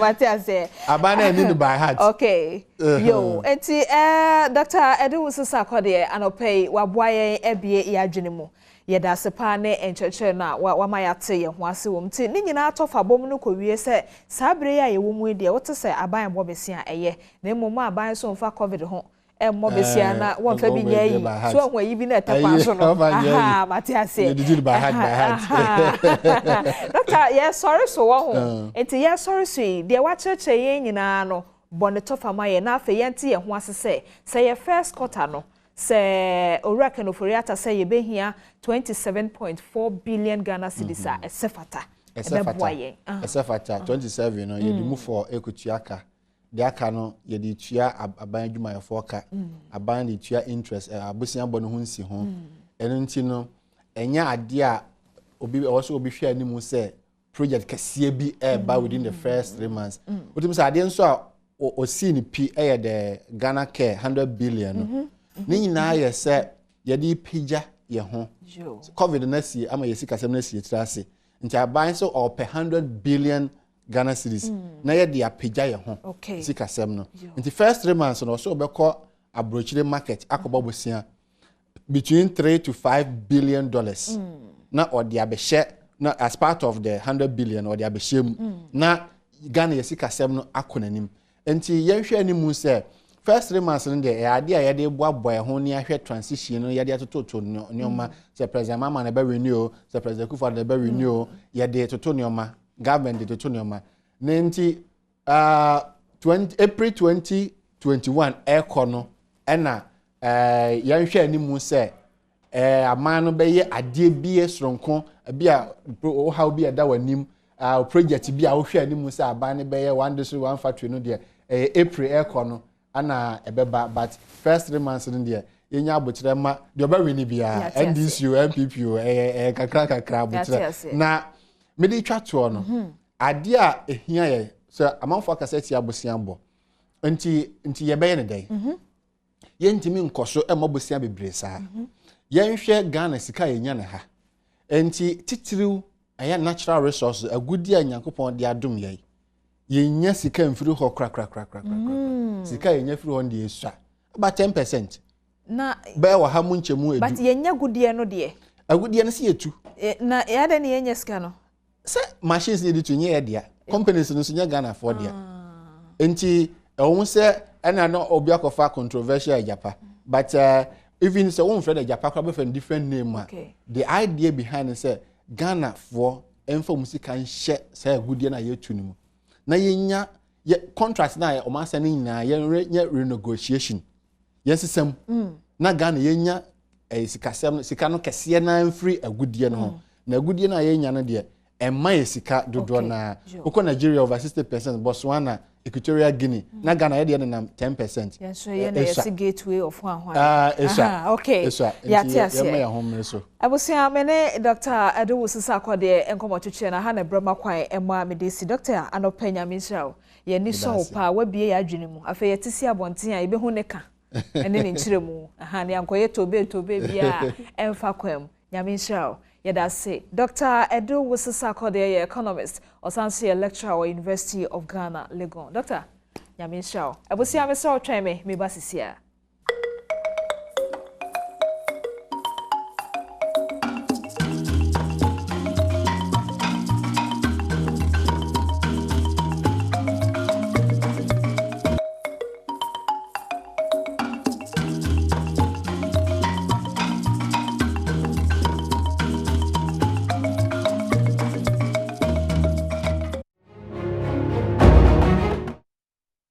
The atosumi no edruso ye keka o man Ghana ye GDP ni ne keka ho ne ade nyina no ekowie apomudene ifi se o man ne ma ne yare a GDP o deficit o hwan yo enkosi hu abi you know that so ho na de beboa won so a apomuden ho nsem no de bia me bo amane anopa bia se we no che se enye bibibia be kire wo so eti na wutwa wo breko a esa huru ni paduanim na ema ni pedua na eso jane na so na esa woda nso ada na bibia timi atoto yie eye Dominion herbal powder anopa Dominion for ewo menchen a ye ba bedi enkomo mene Owura Kennedy Osafo Jeni wono ye general manager edema Dominion herbal powder ena eba bedi enkomo Ken Machie ye nuamini aba ebusiafo ho ye Yankopon adom ye keka se green ne de mo fa ngumata de num kwa ena haban no ankasa nso amode ye Dominion ne ye green ena ya na edin bisa se na eduro ne kura de ne wom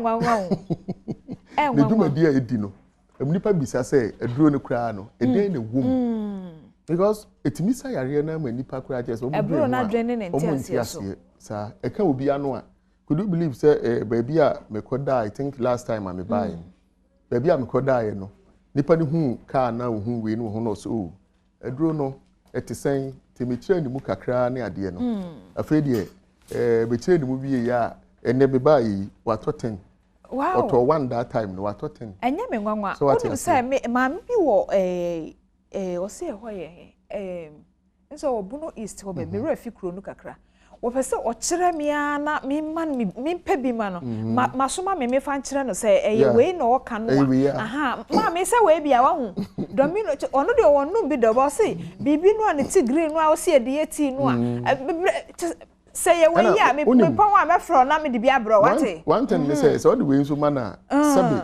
why dum no papa me did say we ya no kan fi say de wo describe ya de no eye we ya na di no na wo hu bo na no pa bia so sa me ka say tea no eno say no tea abade enye tea ye twa de mo ke ne kusua ne ade aye de Dominion herbal powder so what you say okay na me nua ba wo ka asem bi wo ka say ye ka GDP VAT hwan ye ka ni nyina awie ne sebe yade abo wato ha ekosi sen enti apomudi yade esese ye ma hu hia yen as before na say as Ghana for na say mponipa nyina ese ye ma pomudi hu hia yen na pomudi hu hia yen a sebe o edien na ye di nya pomudi no there was so many ways a itimi edinya ya pomudi enti ese ye ma ye nikwa ya pomudi ye ya konta no ye we no ochina sabi pare da wa even also on site check kura na intimi nye possible there be that na when so enye process ayi bia o a obeye me we edwom na akwa be call bag im office na akwa be call bag im e was kan ho abribia atreketo no anopa bia ya na mpese wotena ase a obi say say wanom ana say wanom Dominion na mate nti ni also be ya ne se bra bibi anopa bia metena ha no anom akyerom na de onom ye no makai no so any problem even ma me ne kura wo ka say wo ha wo ne kura me ma obi di akoma no da sinyame show ma me on sabe kan wate nyame show yo eti ye da se na ye kan ne nyina so obi wo hono mu a owo ade potin bi e ha no titiri mo aya no mo sasabro no chesa koye ne ho ade ade bia e ka ne ho enye sasabro asem na meka but obi wo ade bi kura na ye ne ti bia na ye ne yam ono nso doctor bia nka njezo osa ade aye chronic a ti obi so no ohia we ho papa na chronic diseases no anase chronic yade no won say before yewo ekwan bebre so a said the abrofo ne ka the chronic diseases no ne ye nso ye yahwe ye bibire mu anase ye before kwan so ato ne din ti ye friend yade kwan kro yade a okun a enko eye kan tete nasem sa asem no eye tete asem because o ka say yare ne yade kwan kro a ebegya nipa ne so a edi mmere so we ne definition kura na o chese yare bi etimi tina wo so edi mmere no ene friend yade kwan kro because ye wo bi no mo ho a eba sabiti se malaria obetimi atreat amanako ye wo yare bi wo ho no mo utiti sisi ebeko but ye wo bi no mo so wo ho a ebeta nipa ne so a fa ne stroke aba edi mmere edi mmere se be kokora na etimi di mmere eno me ka se no ye kane no edi ne mpanifo ne se yade we de eye kwan kro yade na abebu nipa no but also what you na kwan kro yade no ya na ye nipa ne desani a ete ho no yen ya ka ho bi ne nya kwan kro yade no because one me no mie no eti we yade bi a ye didi a ye behwe se den na no pa ye di den na wi a ye di den na nwumre ye di de ye di no nipa ne bebre ho no mu a ono onim de odi oti ase otimi ka se oh scan ni fie manya 20 cedis metimi aka banku no aka banku ata ho obedi anopa obedi awi obedi anwumre so oti ase on hwe say bia leaves kakra vegetables bi ni ade na yu dabi on hwe ho whatever so nya nchina makoni ntosi into one way na nipa no edi ne sa nti one yadidie eyade a yanhwani yie bobu also obi de madwuma nti meduru fi anajo nti anajo na metimi adidi which is wrong so ti ase so for say efie no beduru anajo a ade nti na umpe bibi ni entam wadwuma mu na on forget fie no ya ne say okofie no wa anidi a sebe oba ne bubefu be ma so so a be ma bubefu nti ene ye sita time na nwumre no 8 ho e ko 9 ho no 10 ho no odidi e pam cho se na wonimu a efi na ko sister ne ma me ha brother ene papa sa e problem na yanti ye ho asese se bia wodidi abonte na pom denti enye se bia ofa akire ho dabi ena bia ne so edi ma yekunu mu ne ade ma me cho one thing ai ma di ku me ma bebre oye ni kunu aduane a sebi oyo na ewe ni no osa no de egu be ma ne de ne so opesi be ma ne timi hu se wabon kwan anasa aduane na e brighty o se ni o me pia me timi nti ase even kra ekwa outside se wakọ baby ti se choba na baby akodidi no no ose wasa ni na man because ya sama no wo fia tini ye sagum ne ye de ma no ni nyina yade a emwa ya pomuden na chronic diseases ne nso eba obi a obeka so onhu no oboa na ya na ye mfa ni serious onipa no ho ne nse sensene se de bia beka se won se sensene a dominion hepa powder no mu on penhwe enu ane so de ne nse sensene me nsa de me da na madam nsa so no no apɛ asem bia yeden e de ama no no ate ada ya enti aduane na ye di no one yenhwe aduane ne dodo hwe enipa bebre ho anwumre aduane obedi no se uchemu miensa na ode ba akoma ni di no oda onwu what you say uche say bia no obedi na nwumre ba akono no miensa but ukoda no esu hu se edien na wode aduane no ahoden na ekoye ese odidi me ese odidi nipa bitimi men bonsu aguso nti obetimi amen ya bonsu aguso a owie na ote hono mu a dia aka so obechie na chi ato obu aka otempa so na odidi so what you say but ni nyina mu no ne ye ka say ene sa problem na na say sa wo ha wo ni nyina no wanhwe wo hu so yie ema ne yade na ba ekwan ben na ofa so the nti adam make us chronic diseases kwankro no eye tete asem a ye ka ne say sa tam no say yade ni abebo nipa nti say stroke ade ye twen ya ne say sabio obeto anana no na fi ye hu so bibia asi what you say nti no sa brand de etwam na aduro nhye dan ni ho ene otwedi amponyankopon adom na di dominion e ba pa daba nti so bia anya yare ni bia ye nka say mistake no waye but dominion e ba pa da wo hoyi so ope bi nom na usu dadamu a still na no ke wadua ni die so yie anytime a odididi aduane ne dodo ne nso hwene yie yate ase me jere sa wo aso penti anopa utie futu sam ye nya se utie ne sa keke okwa sorry I say utie asem na yeso adwuma tie nchepe na ye asem wo ye Kristo ni ba oh yeah me ya basri ni ba wada na di enye ni tie fo refrefu keke me di agro we ma sorry fa kola sembre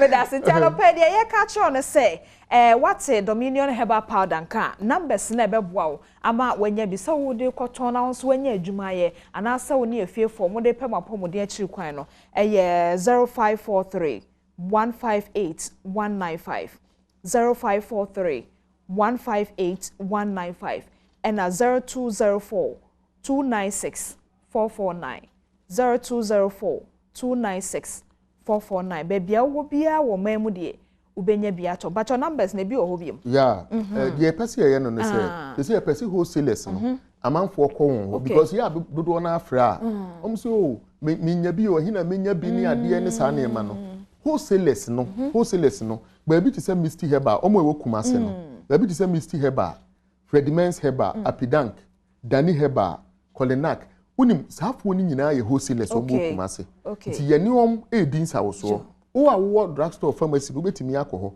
ene ba bi to sakra ha say na nabo ache shops ni nyina afi Repatch Ventures e wo kanshi Angel Herbal Shop Tinatet Herbal Shop Dependable na tema community 5 for near doma sepa because you see omukọ eye Little George ho ekutu aduro ni bi e wo ho no ekus ene alive enso e wo bi ena omo e wa buri no asumdwe house me pa cho ho numbers no aburi number ni ni eye buri number na me de to bepo ne so ho 0557 413239 0557 413239 UK any US numbers ne so say de bia meka no wo hwe ye number na profile picture no eye UK numbers no honom so omubenya bi e wo honom na Abetsam awohu Abetsam awohu enso so ye ye ne wholesaler enti ho Abetsam pa cho wo honom awosa betumi aka baby abobo so ni nyina akopa bi tuto na akopa bi nso na no Central region wa mama mo Central for ni nyina afre number na ye de be ma wo na omu nyina so mo setumi aka pa cho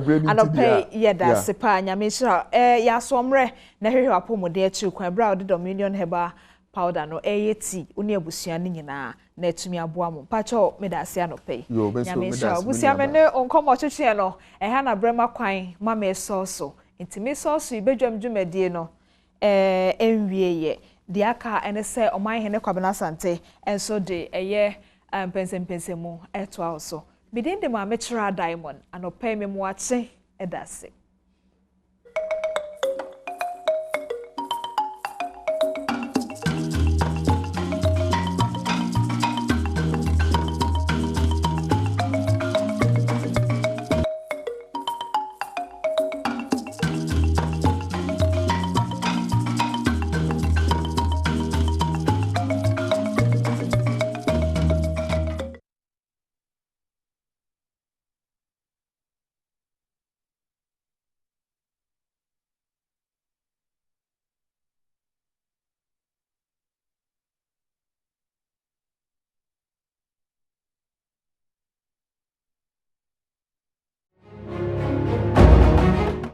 Well, Adamu ina wasi sato en komo so anu se minute be eduni me de ni media didi en komo efa o man Ghana ho.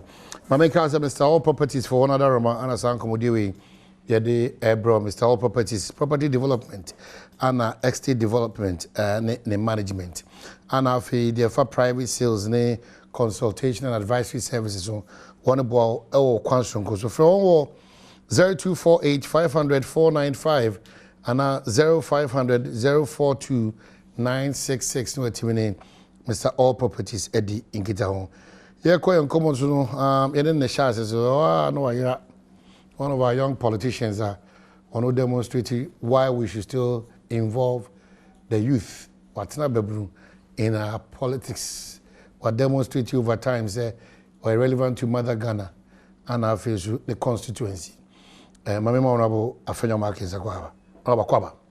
Yeja. O se futu for us me hu social media mo se. Ah o sa what asabe na mo sa futu. O du bia na oye ompe. Ompe. Says one bar. Okay. Ah yeah. I want to mo de bar no. Especially for the festival. No, umpires they cut across. We use one for social events. Then you want asafo. Now asafo ni different. Asafo ni different. Now asafo njum ni different. Okay. Now you want umpire. So when you sing umpire, it's not about asafo David. Umpire na asafo nko. Na asafo nso. Na njum na mobona motu moses. Mobona motu. Ona chedere bo asafo ni. Umpire so bonsem, but ni na you know, it depends. Now are you actively involved with Sadia? Well, politics is it. And young Crawford and you was in Kita. Now, able to my mobisika in Ben. Now, come on, 20 years. Nimpa e Ben. Oh, there, or no, so you know, oh, there, he identify with him. Only Kabim Kebi. So, now come on, no, and dog there. Oh, ni penyin mpo onyim ne kusum obi obokọ na yi botum akọbọ nsawa anko but obezi onwe ye osande intumamba onye sika nkote na woze yaze na mbom obowunda woso edon inyambreman entum mpo a mpenyinfo a wo wenyim nyam wore ben reka nyimpa na akoma to ne yem obi nya ahomka oh akasran akana kuma to ne yem onumpon okansem pi ntino nyimpa ne kasai eka ye wo chokofo na pampramfo wo simpa wo shiam na menyi wana kankran kasa keke onwu de wana kuma to yem de wow wo so wenye obi a oreka utinka oh kakanka I see. Sir, once you bring my choco in, but it's not bring junior mind. Once you bring my choco in, then Obetina Haka landing besides once and is it your end or along the beaches in the Amazon? Well, Omahin Sabakaya for 8 years at NDC bar Abenum. Wakaji CDB loan or China. Bosiana woko boy no. Around 2015, was about parliament there. War cap and there war prioritize Sikano for only the oil and gas sector. Into a farful one landing beach or a wharf na coast stores are we here war a fair a human we if him. So for 8 years no NDC Anyashi Anfa landing beach. Omanpeyin Akufado. They started something. No, they didn't. No, actually they didn't start anything. In fact, loan na work no. But the loan inclusive we him, they came to parliament to cap it. The loan was 3 billion. And they got eventually I think 1 billion came. Cap it to 1.5 billion. I was a member of the finance committee. Said Tekwe no bay. No bay ye. None of these landing no zero. No. 3 billion Busiana and Awarji and the CDB no. Landing beach projects were part of it. That's but they came to parliament to cap it there. Busian, don't forget the pre-disbursement charges and penalties. Not all one. Because they were paying. And the Chinese phone card, they have made the money available. But Ambeja, you pay penalty. At a point in that account ya doso do walk up on Bosia. But charges alone was killing. So what they did was that okay, oil and gas they will focus on it. Into a capping. Ye waf in the film cry. Until then and now Kufado Abanebay. And then they looked for a new source of funding. And by the grace of God, Menyurka say, Oman paying receipt waf and kokru de bien Ghana. Yanum 12. Here there war paper, but wash asa war ye juma. Film man to munkote yenye isuan 7. Efutu yaka wonde do ifer efutu ne fer bakwa to the warrior landing beach waf and warrior. Into ofara ankofo and the ones who wanna come out to him. It's not only about that premix and these are bredo. Premix no okwatwe nkofo ye kalabule na zo keka ho. Oman payin kufu Akufado. Menyo ka say premix what do one drum na no ye 916 Ghana cedi we taxing nefim into premix no 690 reduction of almost about 300 Ghana cedis. But so I need to just do this check again. I'm sure the team will help me out on this landing beach issue. Are you sure that NDC not even the kind of Mpocho and the NDC now 1 Minister of Agriculture no ye Fifi Kwete Mpocho yeah Fifi Kwete na Madam Sherai te no ye Fisheries Minister ye kasi am jiza wo hwe hen ma won fact checking nyimda membatina hana membo mitim nka say whole program you do that. I'm telling you on authority the landing beach project NDC one sha simple na bosi anche worko akobo na was aye no so woba parliament bakade it was not part of their priority project. It was under CDB and they cap it. What the bosi na no what the 3 billion. 3 billion was to include landing beach project 2015 said Tekwe Minister of Finance Obeshia Finance Committee there wolun to menje 3 billion bill was it to 1.5 billion.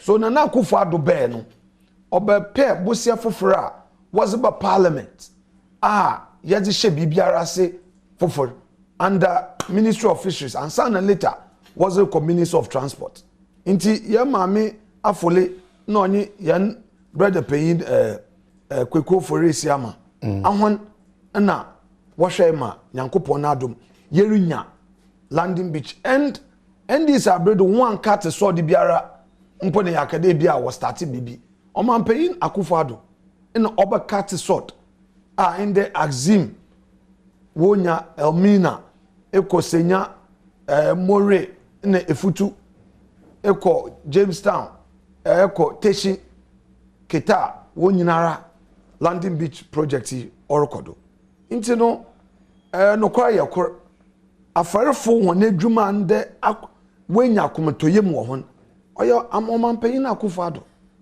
za mfipi nkan epo bubom na fere nyine nse gunitirim usana ne hiamaroko ne buaroko ne firoko nda da manzama ne nyinara akomotoyem aba and iba efutu baba about today adwuma wogudo gidigidi mo afarefo wa kan do orokodo. So the coastal towns are Axim, Diskov, Elmina, Mori, Mumford, Winneba, that is Senyabruku, Gomofete, Teshi, and Kita. It is so. Fact. Ijimuchi Moye. And these were projector on paying Akufo-Addo, also no home crat about to parliament. He didn't inherit it. Also about to parliament.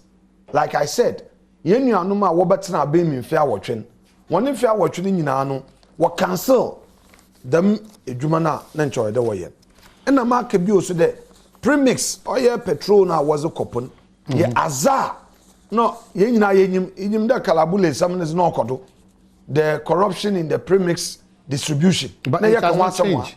No, it has. The last time I saw Ponam couldn't come on a lot of issues but no, it has machines they mamo say Munkotono, the born hardboard motors no but they be young fan one after the other. Yeah. Eba premixa. Yeah. A kedo man paying mills na bredo. Na chrono na katasishan into a year the woman color. Yeah. It became a major issue. Yeah.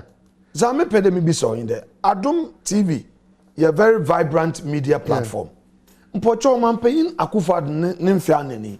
The beneti the premix aye issue again media attention. Manoma, oh, show me a good morning. I'm sure there also. And I'm saying that Menyuruka say premix abana tsodo. Yatiso. Yes, cry. Ibi insida. Abani biara amba Ghana until premix do that. Timati premix should more increase outboard motors. No, outboard motors who form. It called Japan Motors. Outboard motors, you are remember, Maman Kasim. It called Japan Motors. Bebe Kwenya outboard motor, Erto 40 horsepower, button over 18,000 Ghana cedis. Aban a subsidized Luton outboard motors 10,000 Ghana cedis. Outboard motors. Yes, I'm telling you, 40 horsepower. Watch Obierinyebi, Suzuki 10,000, Yamaha 10,000. in Kakramba no oye 15 horsepower and 25 horsepower. Abana subsidize it to 5,500. Eko Japan Motors anako Suzuki there kwa koto wana oye 13,000 and 12,500. So look at the huge friend subsidy. All right? Aban ayazama. Many you can say watch Adom Motors Ministry officials reach be. Coastal Development Authorities reach partisan distribution. No, it's open. What is partisan? Regional chairman, constituency chairman. No. They are in charge. They are making sure. MPP Aban Debbie. No. I'm telling you, sir. But this happened in your region. I mean, catch us. No. Me hit hard on that region because and that constituency because of the unfortunate incident. I don't want to hit hard there. It is possible there, Bocho. It is possible there. There could be an isolated case. But what I'm saying that generally, Ibe Afarfa Watcho was in fact first batch, the second batch obey. Obi biara otro is no ye ne deposit onye. There is always a possibility that Obi onko fer na obakwa kotro is no always kenti we twa no so waka dan am Obi. Afin ye dem na wo ye. At all. But it doesn't also mean that Obi nka shase rin ye. Today loans are aben woma MBSSI. Ebon that to deal with the issue of Nkrofo Wabakade chairman no che wase obi an register online. Yen passing bia nti nyade sika no was a fa chairman bido ana minister bido. But where I register no one I will register for 2,000 and below. One can say nya direct. Yen passing bia. Ono ze one hwenyu. I'm trying to tell you that there is greater transparency in politics into Mankada 100%. And improved, but not greater. An improved transparency. Well, it's the same thing. It's improved by greater percentage than the That's the challenge. If you have improved it, improvement in which many good percentages, but greater the ultimate. Few seconds to the ultimate. Mine say improve on the transparency. Yeah. It means that you are doing it better than before. There, for the first time in the history of this country, Aban Yerbebi Abba, na Abane with the Ankra Jumayafu Warbre, traders, artisans. Now Abane say, look, let's roll out a social intervention. Yambua, na Nkrofu Wahuntohan. Abane say, register online for what telephone number. Iba Efutu constituency. So far, Nkrofu over 2,700. And now what failed them below 2,000. Sikeni bia wonye. That woman returns NBSSI desk officer Osman. NDC constituency officers. NDC ward one was our friend ward chairman and now ward executives was in room. MPP was in room. In 1 year party was in room. And you could see in your true color and and I said that in the past the Mazi run to me see and Obiarenya on the phone. Obi no one was doubt in Tebia was throw just 500. They got it. Obi throw 1,500. Obi throw 650. Obi throw 1,000. I'm saying that there is greater transparency today in the way social intervention programs are rolled out. Okay. NAPCO. Unemployed youth. Mamin do them. Well, so that unemployed youth. Probably we can say what I've done within this week is that my mom politicians had that opportunity that you are touting that we should either change or continue. In your case, opasi atwaso. So me bebusa say edi empa na MPP are demonstrating in almost their 4 years of governance. Sese Ghana for edi o money to na almost atwa MPP amanyuku and so that's the question me busa adope. Omahin Osikan ND Saban money in Fiawatri. ND Saban money. Ansa na damin Fiawatri worinyan what's do from 92 to 2000. Intisha fiti 92 mbapim indenu NDC party enya kwenya wa amembum infi doesia. Facts. Now, one Infia Watcha was it can win under Omanpeyin Rawlinson. A bazin NDC went to Manya Omanpeyin Kufobeye. A crew your health insurance. Healthcare was a major problem in this country. Omanpeyin Kufo obey was on to me or ye. Ebien iye Aza, my friend, public transport. In can car who ye zin walk out Omanpeyin Kufo si debi public transport system ye very store. Ye tunizin Kufo bus. Youth employment ye na dadwina mbrente pi school some want to monko work and wonye juma. Omanpeyin Kufo hune de mbebu ni pi wonye juma ye. So he introduced this youth employment program. Now started what's the Zoom Lion Abba sanitation. I'm one comba no so wonya kakranye. What started youth in health. I'm a healthcare assistant. No so I'm a hospital. In your nurse phone kotin binum so nye baby ashe. Ebia we SS only qualification on the university. Onye shitafo na Omanpeyin Kufo ye ni nyina. Then I started them entrepreneurship programs. Ankran dwumaye mmanimudo. Then Omanpeyin Kufo saying so o investi in the oil sector. Then look, Ghana ye wafango yemfa sikenshem kase otu da mana mona nyankopon ya adoman. Yen nuanom NDC fo anginezi waso eyinu pa ayen wazaba no ya adwongo. Eyo ye frighto wangenzi. But nature no na sa no ye no kro da Ghana ye twe ho. Eyinyiza Omanpeyin Kufo zi ja here for infia watri. Na zo kaka ho. Free maternal care, school feeding. The moframa Omanpeyin Kufo true resay wo hu de. Moframa one ma minimi nyibin wakatena classroom na wasa na befi.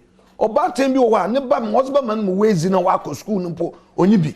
Nti dameza one for school feeding mbra. The moframa wo ba mo na eziban mo wezi. Omanpeyin Kufo yedamazi. Meanwhile, na NDC nyamfia wotwa nwentum anye. Omanpeyin fukada ayapinfo woko hospital dey bi one boy one. Ebi onyi sika. No so Omanpeyin Kufo. You don't write on Omanpeyin Kufo. No, oyasam ka memo background. Memo background. Because memo background. Na NDC nsanya mfia wotwe. NDC nya mfia wotwe no. Nurses wo swing go abano do the aban yan allowance etwem yes restore my and this abans debi teacher trainees but they give reasons remember and Kazati so said that remember and Kazati said more reasons for what they did. They gave reasons. In fact, the president then gave reasons as to why he could not. Why he so could I'm not. coming there. Yeah. 2 teacher training allowances. What's the debi sekenyo unemployment obi awie teachers training yesu so no owo man ye aye teacher yida ame mama no osemunko teachers training sentin the we teacher mama me friend teachers training or your terms are odam no ni ntem os papa we teachers training we dwumaze benya direct but under NDC one in fair watch no teachers training was not automatic employment. Nurses training was not automatic employment. If we nurses training na etifie if we teachers training na etifie ibinum na what say fie in fair watch in fair bien ebasa ansana nwa we mainstream university na pole wo swing go NDC abanado in fair watch ni na NDC abana say ekwani nyiwo why because Omanpeyin Kufo fangu sika na ozi jahen no NDC be no kafra when oye honfo nti ntwechaye de wodo to ye no one fan to ye ma they had to go back to the IMF to get policy credibility.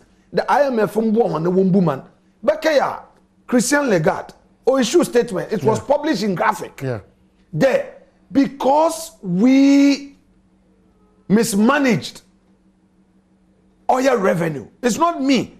It's not NPP saying it. So it is the IMF. IMF boss coming to Ghana to say this and same thing being published by graphic. The Sikana Yan Shadu Yenintina Yan Wachian.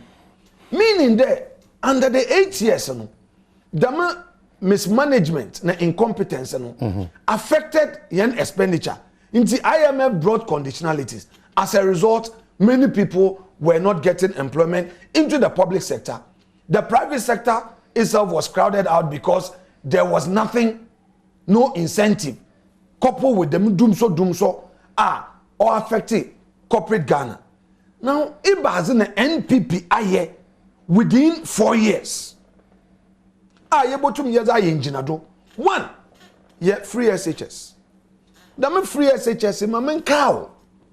2012, 2008, in the 2016, and this full sin and now Kufado Atwitri. In Kanga 2012, they were bold in saying that free SHS is 419. The records are there. Oman paying Mahama, Kade, countries are implementing free SHS in one. What kind of implementation? What? Yes. Your kind of implementation? Yes. As he saw it. They implement the free SHS. There will be nothing in our kitty. We will end up spending everything. Now today, in there, za obien to man ye za abrente into man ye nfia wotwen. Akukra was in fee anan we to one implementing successfully. That is one. Two, nursing training allowance why restore. Teacher training allowance why restore. No crack in there, mintu minkata 100%. But backlog are no over nurses are we school. What if ye wa clear no do nara. In to the 2015 for 2016 for wa clear when ye juma. Teacher training, sir. No wa graduate what if ye local government they've employed. Minkata 100%. But majority of Ghanaians what we university, we training school, teachers training, nursing training, what pay akwenya wa abenjumam, we ja akwenya. So I'm saying that if really there's a totowa, there is no way you'll be able to catch them there. NDC one in fear what channel, we bu money chen MPP and Fiana. Masa unama ote so for Israel kebi. Camera free kebi. Right. Ama for kebi. Emo edin. Why Charlie easy. The fact that me a politician. Yeah, unama TTB. The fact that we are comparing as to why we should give you through the MPP that second chance, to go. And I mean Busa say fine, you are saying A, you are saying B, you are saying D, F. But unama. Mama of Israel. Oh, shall be. Okay, so those conversations, okay. Why? I don't know when still the Ghanaian, some Ghanaians, times are really tough. Times have changed. There are no jobs. It's coming across that there's no hope for the future, especially in relation to Bruno. Why is it happening so? Omain, so because the Ghana oyezin and Anzema mayezin. Yeah. Owunjinado. Because of expectation. If the expectation is high, obi today, omba ye basa, ne ebiene nyejuma, ne ebiene tifia, still Ghana isn't pressure that would do. However, question is, what is the alternative? Is the alternative a new idea from somebody or show the track record in many chance number? Another, the alternative was a worse situation yet slim for in fair watching. Because yes in summer to tun some obviously the Ghana isn't. But in 8 years of NDs are membun, na Ghana isn't wabra itya abufreni school fees. Wabra itya water bill. Wabra wo electricity no subsidy. Don't forget the time na Ghana for the electricity no buyers and don't. NDs are ban kade.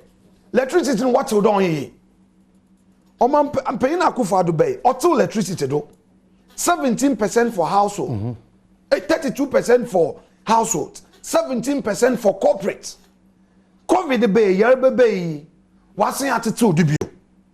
Meanwhile, under NDC one in fair watching, what's in the peak what's all that on ye? They said we should pay realistic prices. I'm saying that realistic meaning they could not to reduce get reliable and efficient service. Well, but today, as we reduce it, before COVID and after COVID. Are we not getting reliable electricity? We are. So the difference is management. Yambre loan procurement. NDC time wabobosia. MPP time yabobosia. But I'm challenging my brother Atu Forsen, ranking member on finance. I'm challenging Setekpe that they should come and tell Ghanaians. Eba bosia na MPP abani yaba.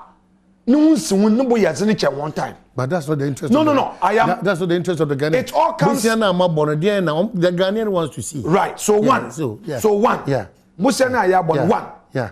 We have been able to pay 25 billion of all those who lost their investment through microfinance, savings and loans mismanagement, or causing. Don't forget, in 2016. Omanpeyin Mahama, Upper Parliament, State of the Nation Address. The time na God is love na DKM in some semi okodu gidi. Ma bruno nkofwe lose one investment. Ma worusu. Za Omanpeyin Mahama ba Kenya there. Bank of Ghana for one poor supervision. Go and look at page 14 of the State of the Nation Address. Second paragraph is there. He apportioned blame. Bank of Ghana. Meanwhile, people lost their investment. Now, down the speech, Omanpeyin Mahama oka some crucible. Also there, and one now we go involved one in funny investments, questionable investments, and aberin badamaka. I repeat, Omanpeyin Mahama no nyine aberin mpanyinfo. Wakada one now wankasa what was sika share questionable investment. Akwa investment house be ko invest. Wusika say why your 419 now? Aberin badamaka. Today, all those SEC-regulated finance houses, all those microfinance companies, all those savings and loans are, why their validation are when companies ne collapsing. Nkrofo amountful timemofo one sika amounting to 25 billion.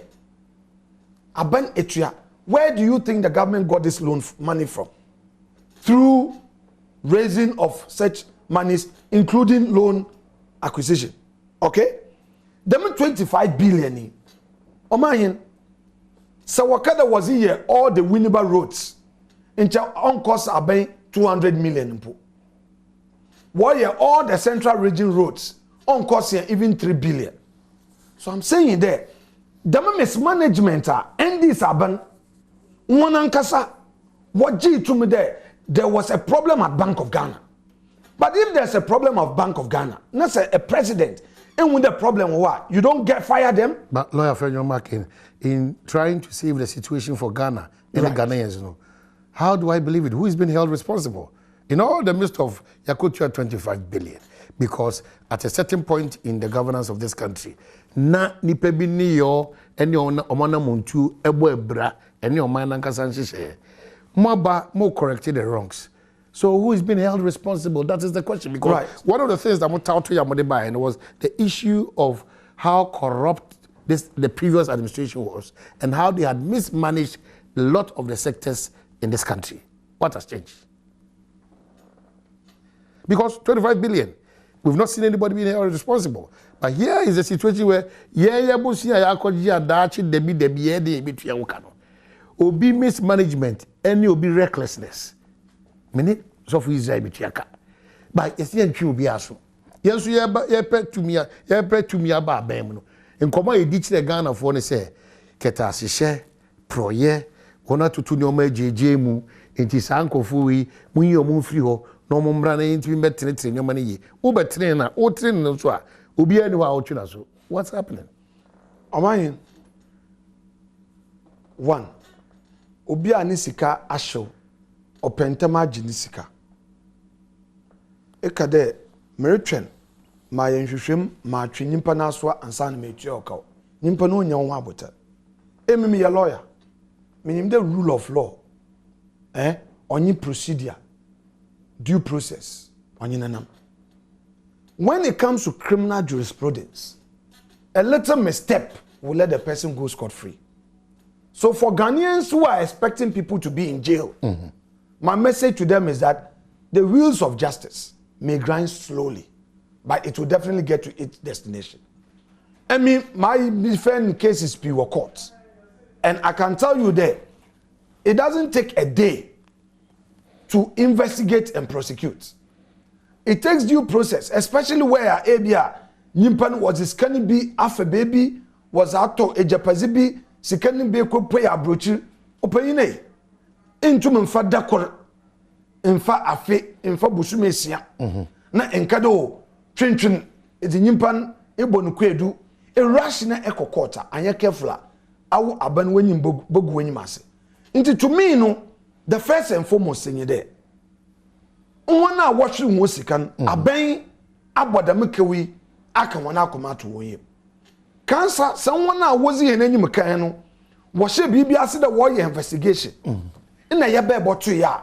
In Chabia Yedu, Yakwich, but nothing was done. So I can assure you, on my end there, abandon day, Iko Yoka, Fast PO, special prosecutor in office, they are working, police. But you see, sometimes when investigations are ongoing now, the public may not be privy to the all could because he investigation. But eventually, maybe I hear assets, a peddler discover asset, asset tracing.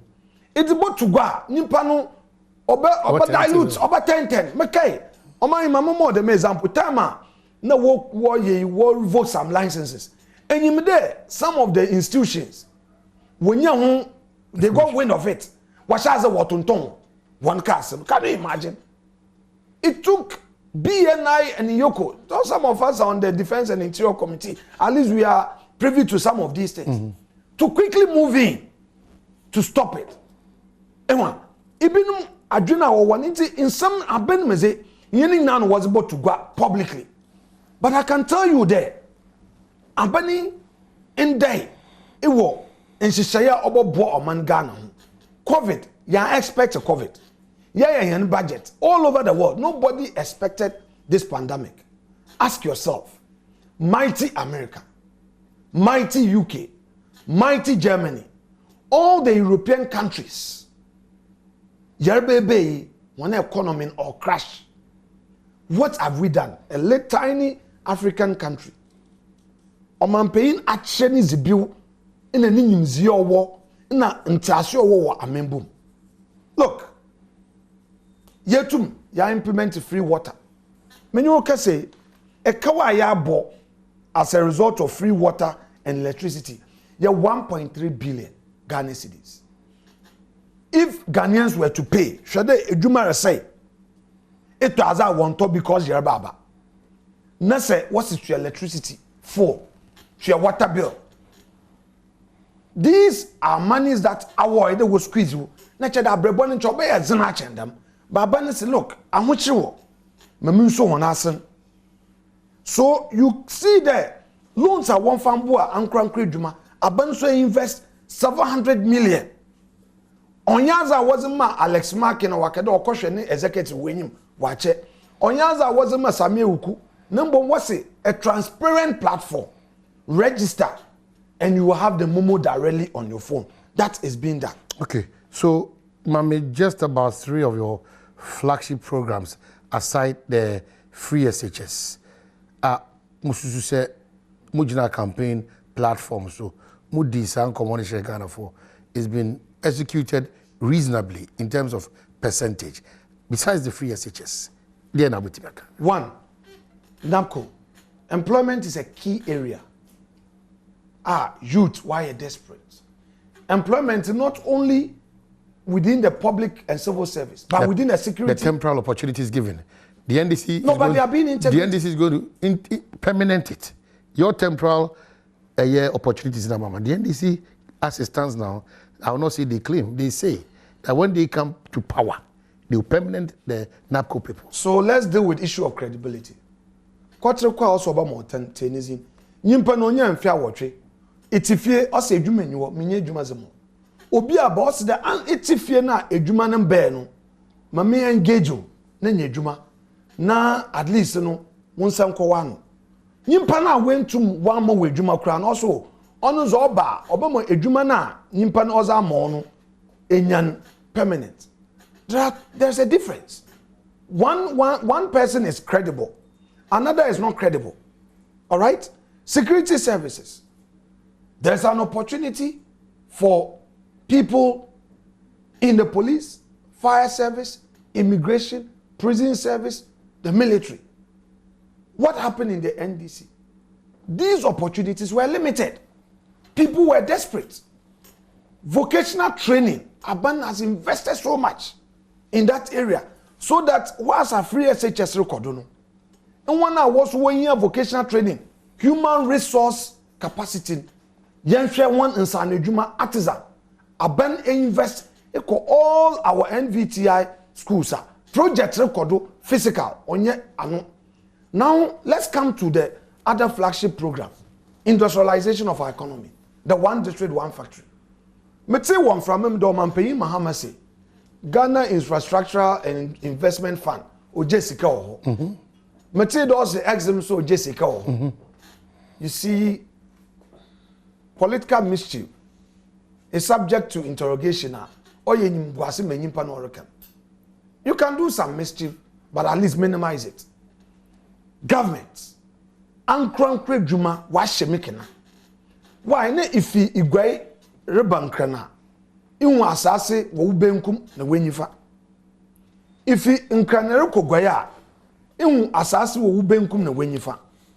Nkrofo one pineapple or pro, nkrofo one santum na mankeni or pro.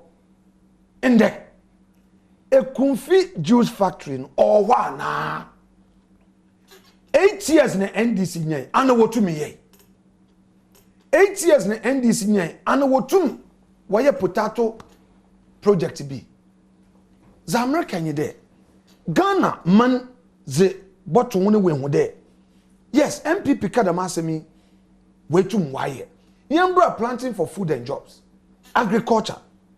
We cannot talk about 100%, but the investment in the agri sector, obienyim de ibi sida. All right, yaka agriki na you join with fisheries because ni no farming and fishing or one big sector. Abenu hunu de one sin to be one year intervention. Now yambra koko then in Parliament, Minister of Agric obaka some doko bi osede. In Kano for all these years, cocoa seedling production will raise the seedling. I will use black soil. What by a transplanting? Now we'll lose almost about 48%. Between 48 and 52%. Now we'll lose. Meaning the cow now wa boni nano. Cocoa seedling okwa folder. That chunk no will lose because of the way what started as in the ever intervention why. Go and read the Hansard. Government is investing in soilless media. In soilless media, kube no one huni ya yembuni biya or ye ray. Aban is looking at kube no one hun as a soilless media to raise seedlings, which will have over 90% success for transplanting. Meaning the cocoa sector now in Kanu Krofu once wabemu bui woman. Abani ashemikia and the rehabilitation and the AFDB. Cocoa piwawa na yerbe akan. And this abredo. No single intervention was made for rehabilitation of cocoa. Pruning, zero. Today, abani wude cocoa indeed is a backbone to this economy. Producer price. Shede abani bay na producer price of cocoa akofom. But abana antodo. Washe ekwafu. So in terms of yan kweduma, aban in there and is it to one ebakade obi nyanfia wotwe obi nyanfia nan yambra deficit. But before yeboko deficit impono, let's even talk about issue of health care. NHIS complain na about payment of to the health care providers in there say delays were until then can. Okay. So there's no way a NDC able to mark there. Sebio, they are better managers of this economy. After 8 years, Obidin Fiananese, Ghana isn't. It is not possible. Mind Greenfield Scientific Herbal Clinic for make that argument. Greenfield for a Kosodoma because one go so say bi ada ne krankro e da so no fa bedan wono Greenfield or ultra modern laboratory a diagnose yade bia a hinta e woni pedianum.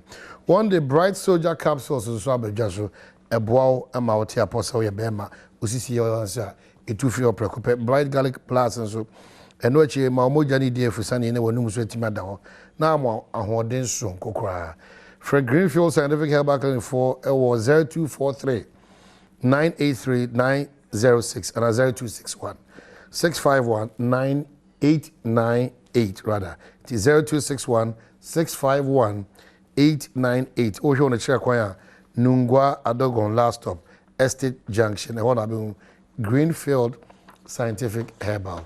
Mr. All Properties Eguso Kayo said your fa wajapadi bi wo fie wasase ejapadi bi abese oto wanas oto bra na woni mo na woni nisa ankomo no ebi nso wajapadi bi wo pese oto ana pese oto privately one obedi sa ankomo no na afeso na ma futu ene akwankyere ewo eya adansie ne nsase adwuma enem woni won nkasa 0248 500 495 and 0500 042 966.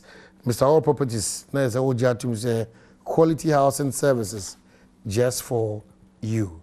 Kwaku Kema, I contact Kwaku Kema, Immigration Service, and I would happy birthday. And come on, if you've just joined her, Nimyan for a friend market, and no education come on, say. Before I proceed, Alaji Hamza was not down for Pano. He's a staunch NDC member. He says he believes you, but who are the Papa Bia or NDC? Why? What's the problem with that? Why? Also, anytime you have the platform, there's nothing good you talk about. No, we are in political competition. Yeah. And Zamotu Makanyide. Yeah. If more was superior idea, now.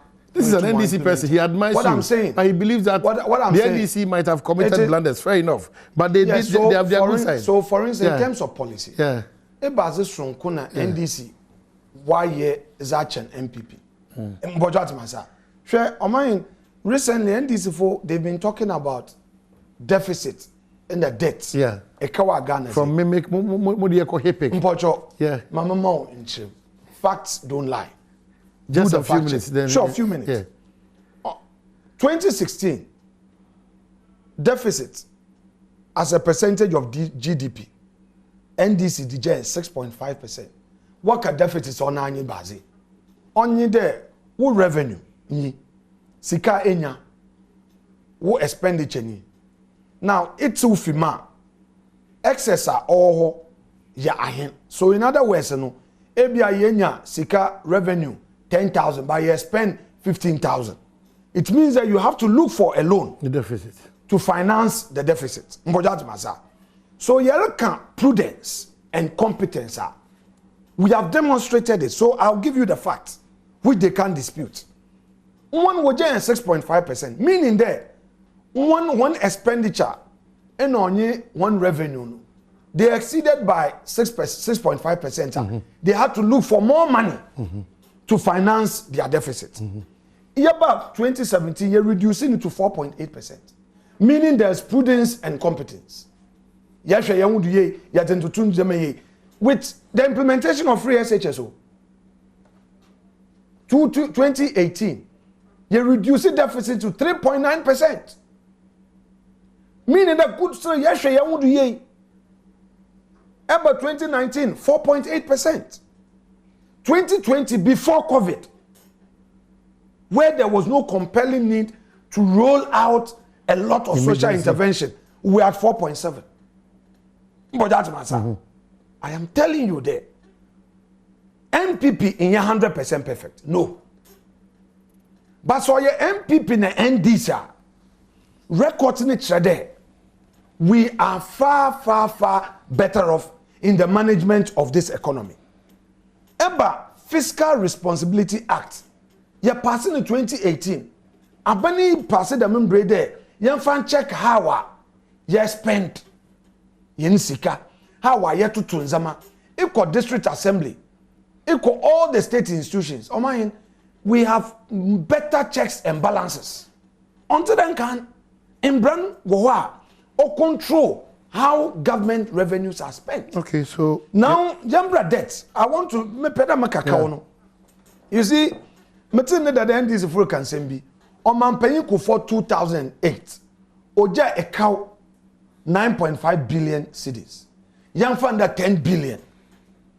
NDC Batina Bim 8 years. Warokono, a kawa wodi jahen was 122 billion.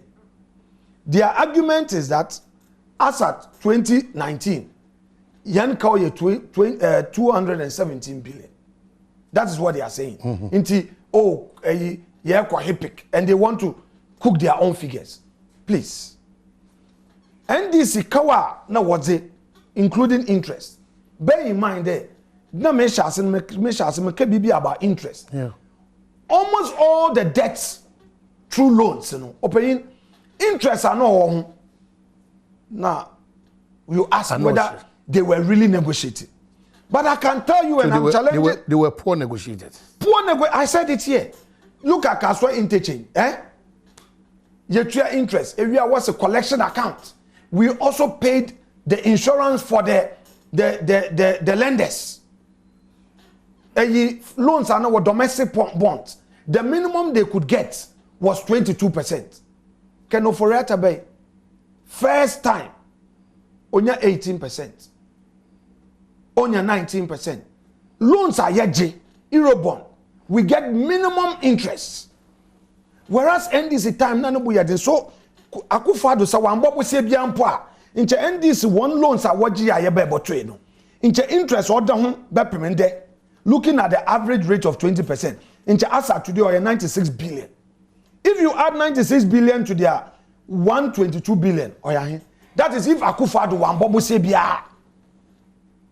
In okade busia no obebo train no ono obesho we tua. Okay, so it won't be the same. But today, let me land on this point. Let me land on this point.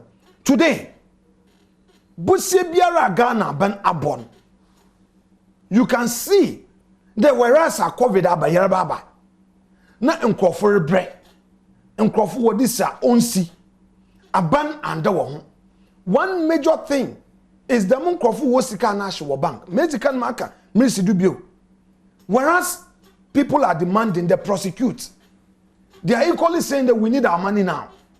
Meanwhile, the same NDC government, when your opportunity to pay, was in your one now, what's the problem? 25 billion is being paid out.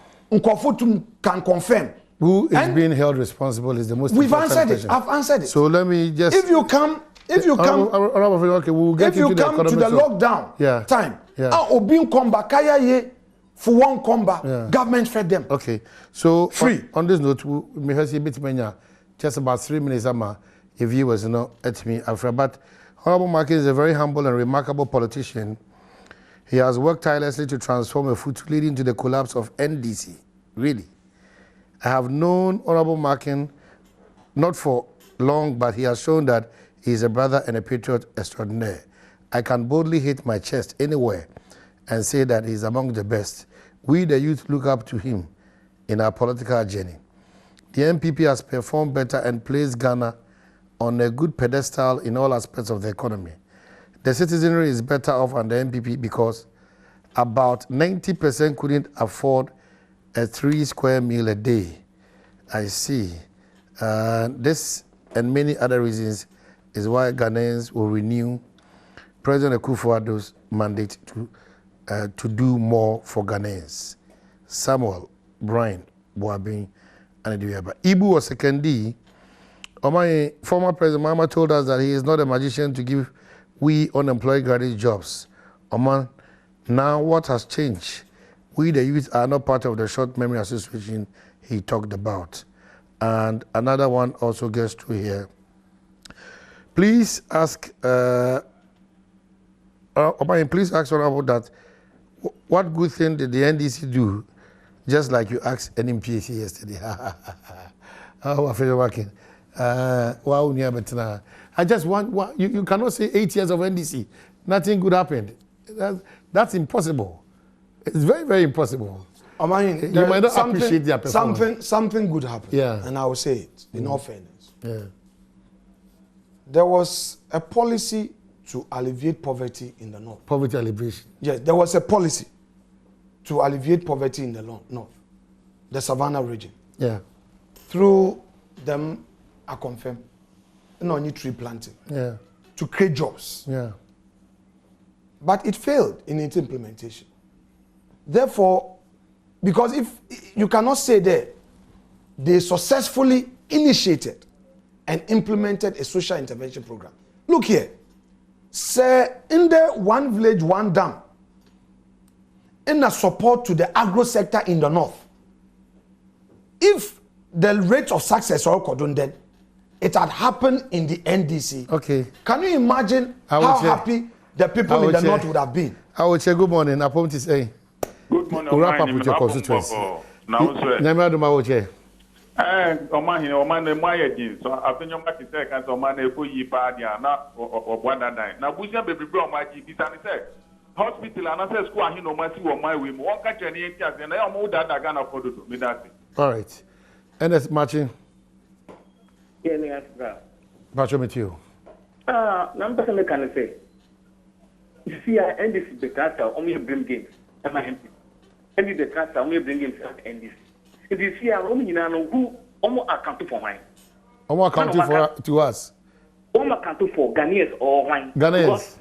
And this is the transfer or you bring it. Oh, so I say any question with the question. That's why you've been given the power. This power. So I'll be team there. I had this so team there. Mamma was say, Mamma or friend of Makin. BIC match up to say when I'll try to. Wow, me I'm a touchy man. Good, it's you. The Honorable Karen, in fact, year school 2013. Mitena fear because of IMF conditionality. Tinami Yajma, National Wayerwamba. And then Yankopadum, Akufado Abba, Amamanya clearance, Nia Juma. I see. Nami, a medical laboratory technician. Thank you so much, BIC. Techiman for so much. My main wrap up with you just in 2 minutes.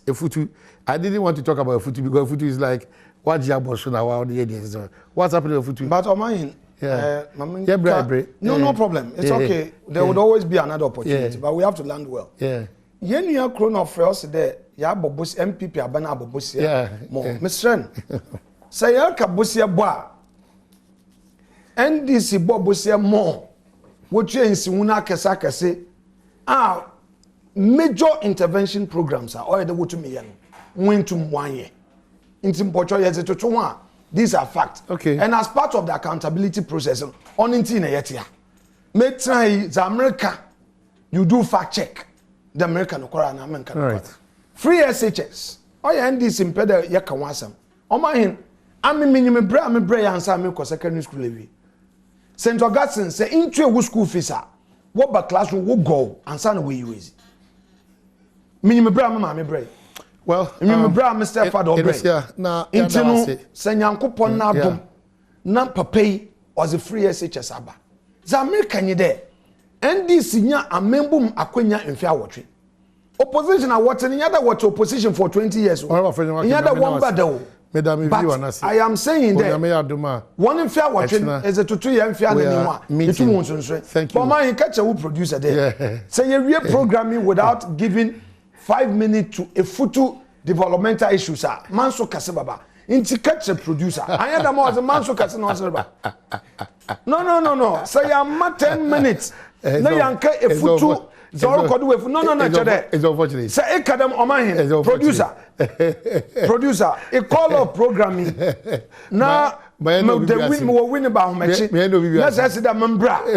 Memfa, how much Membra. Omahin. Obey and simple. Producer.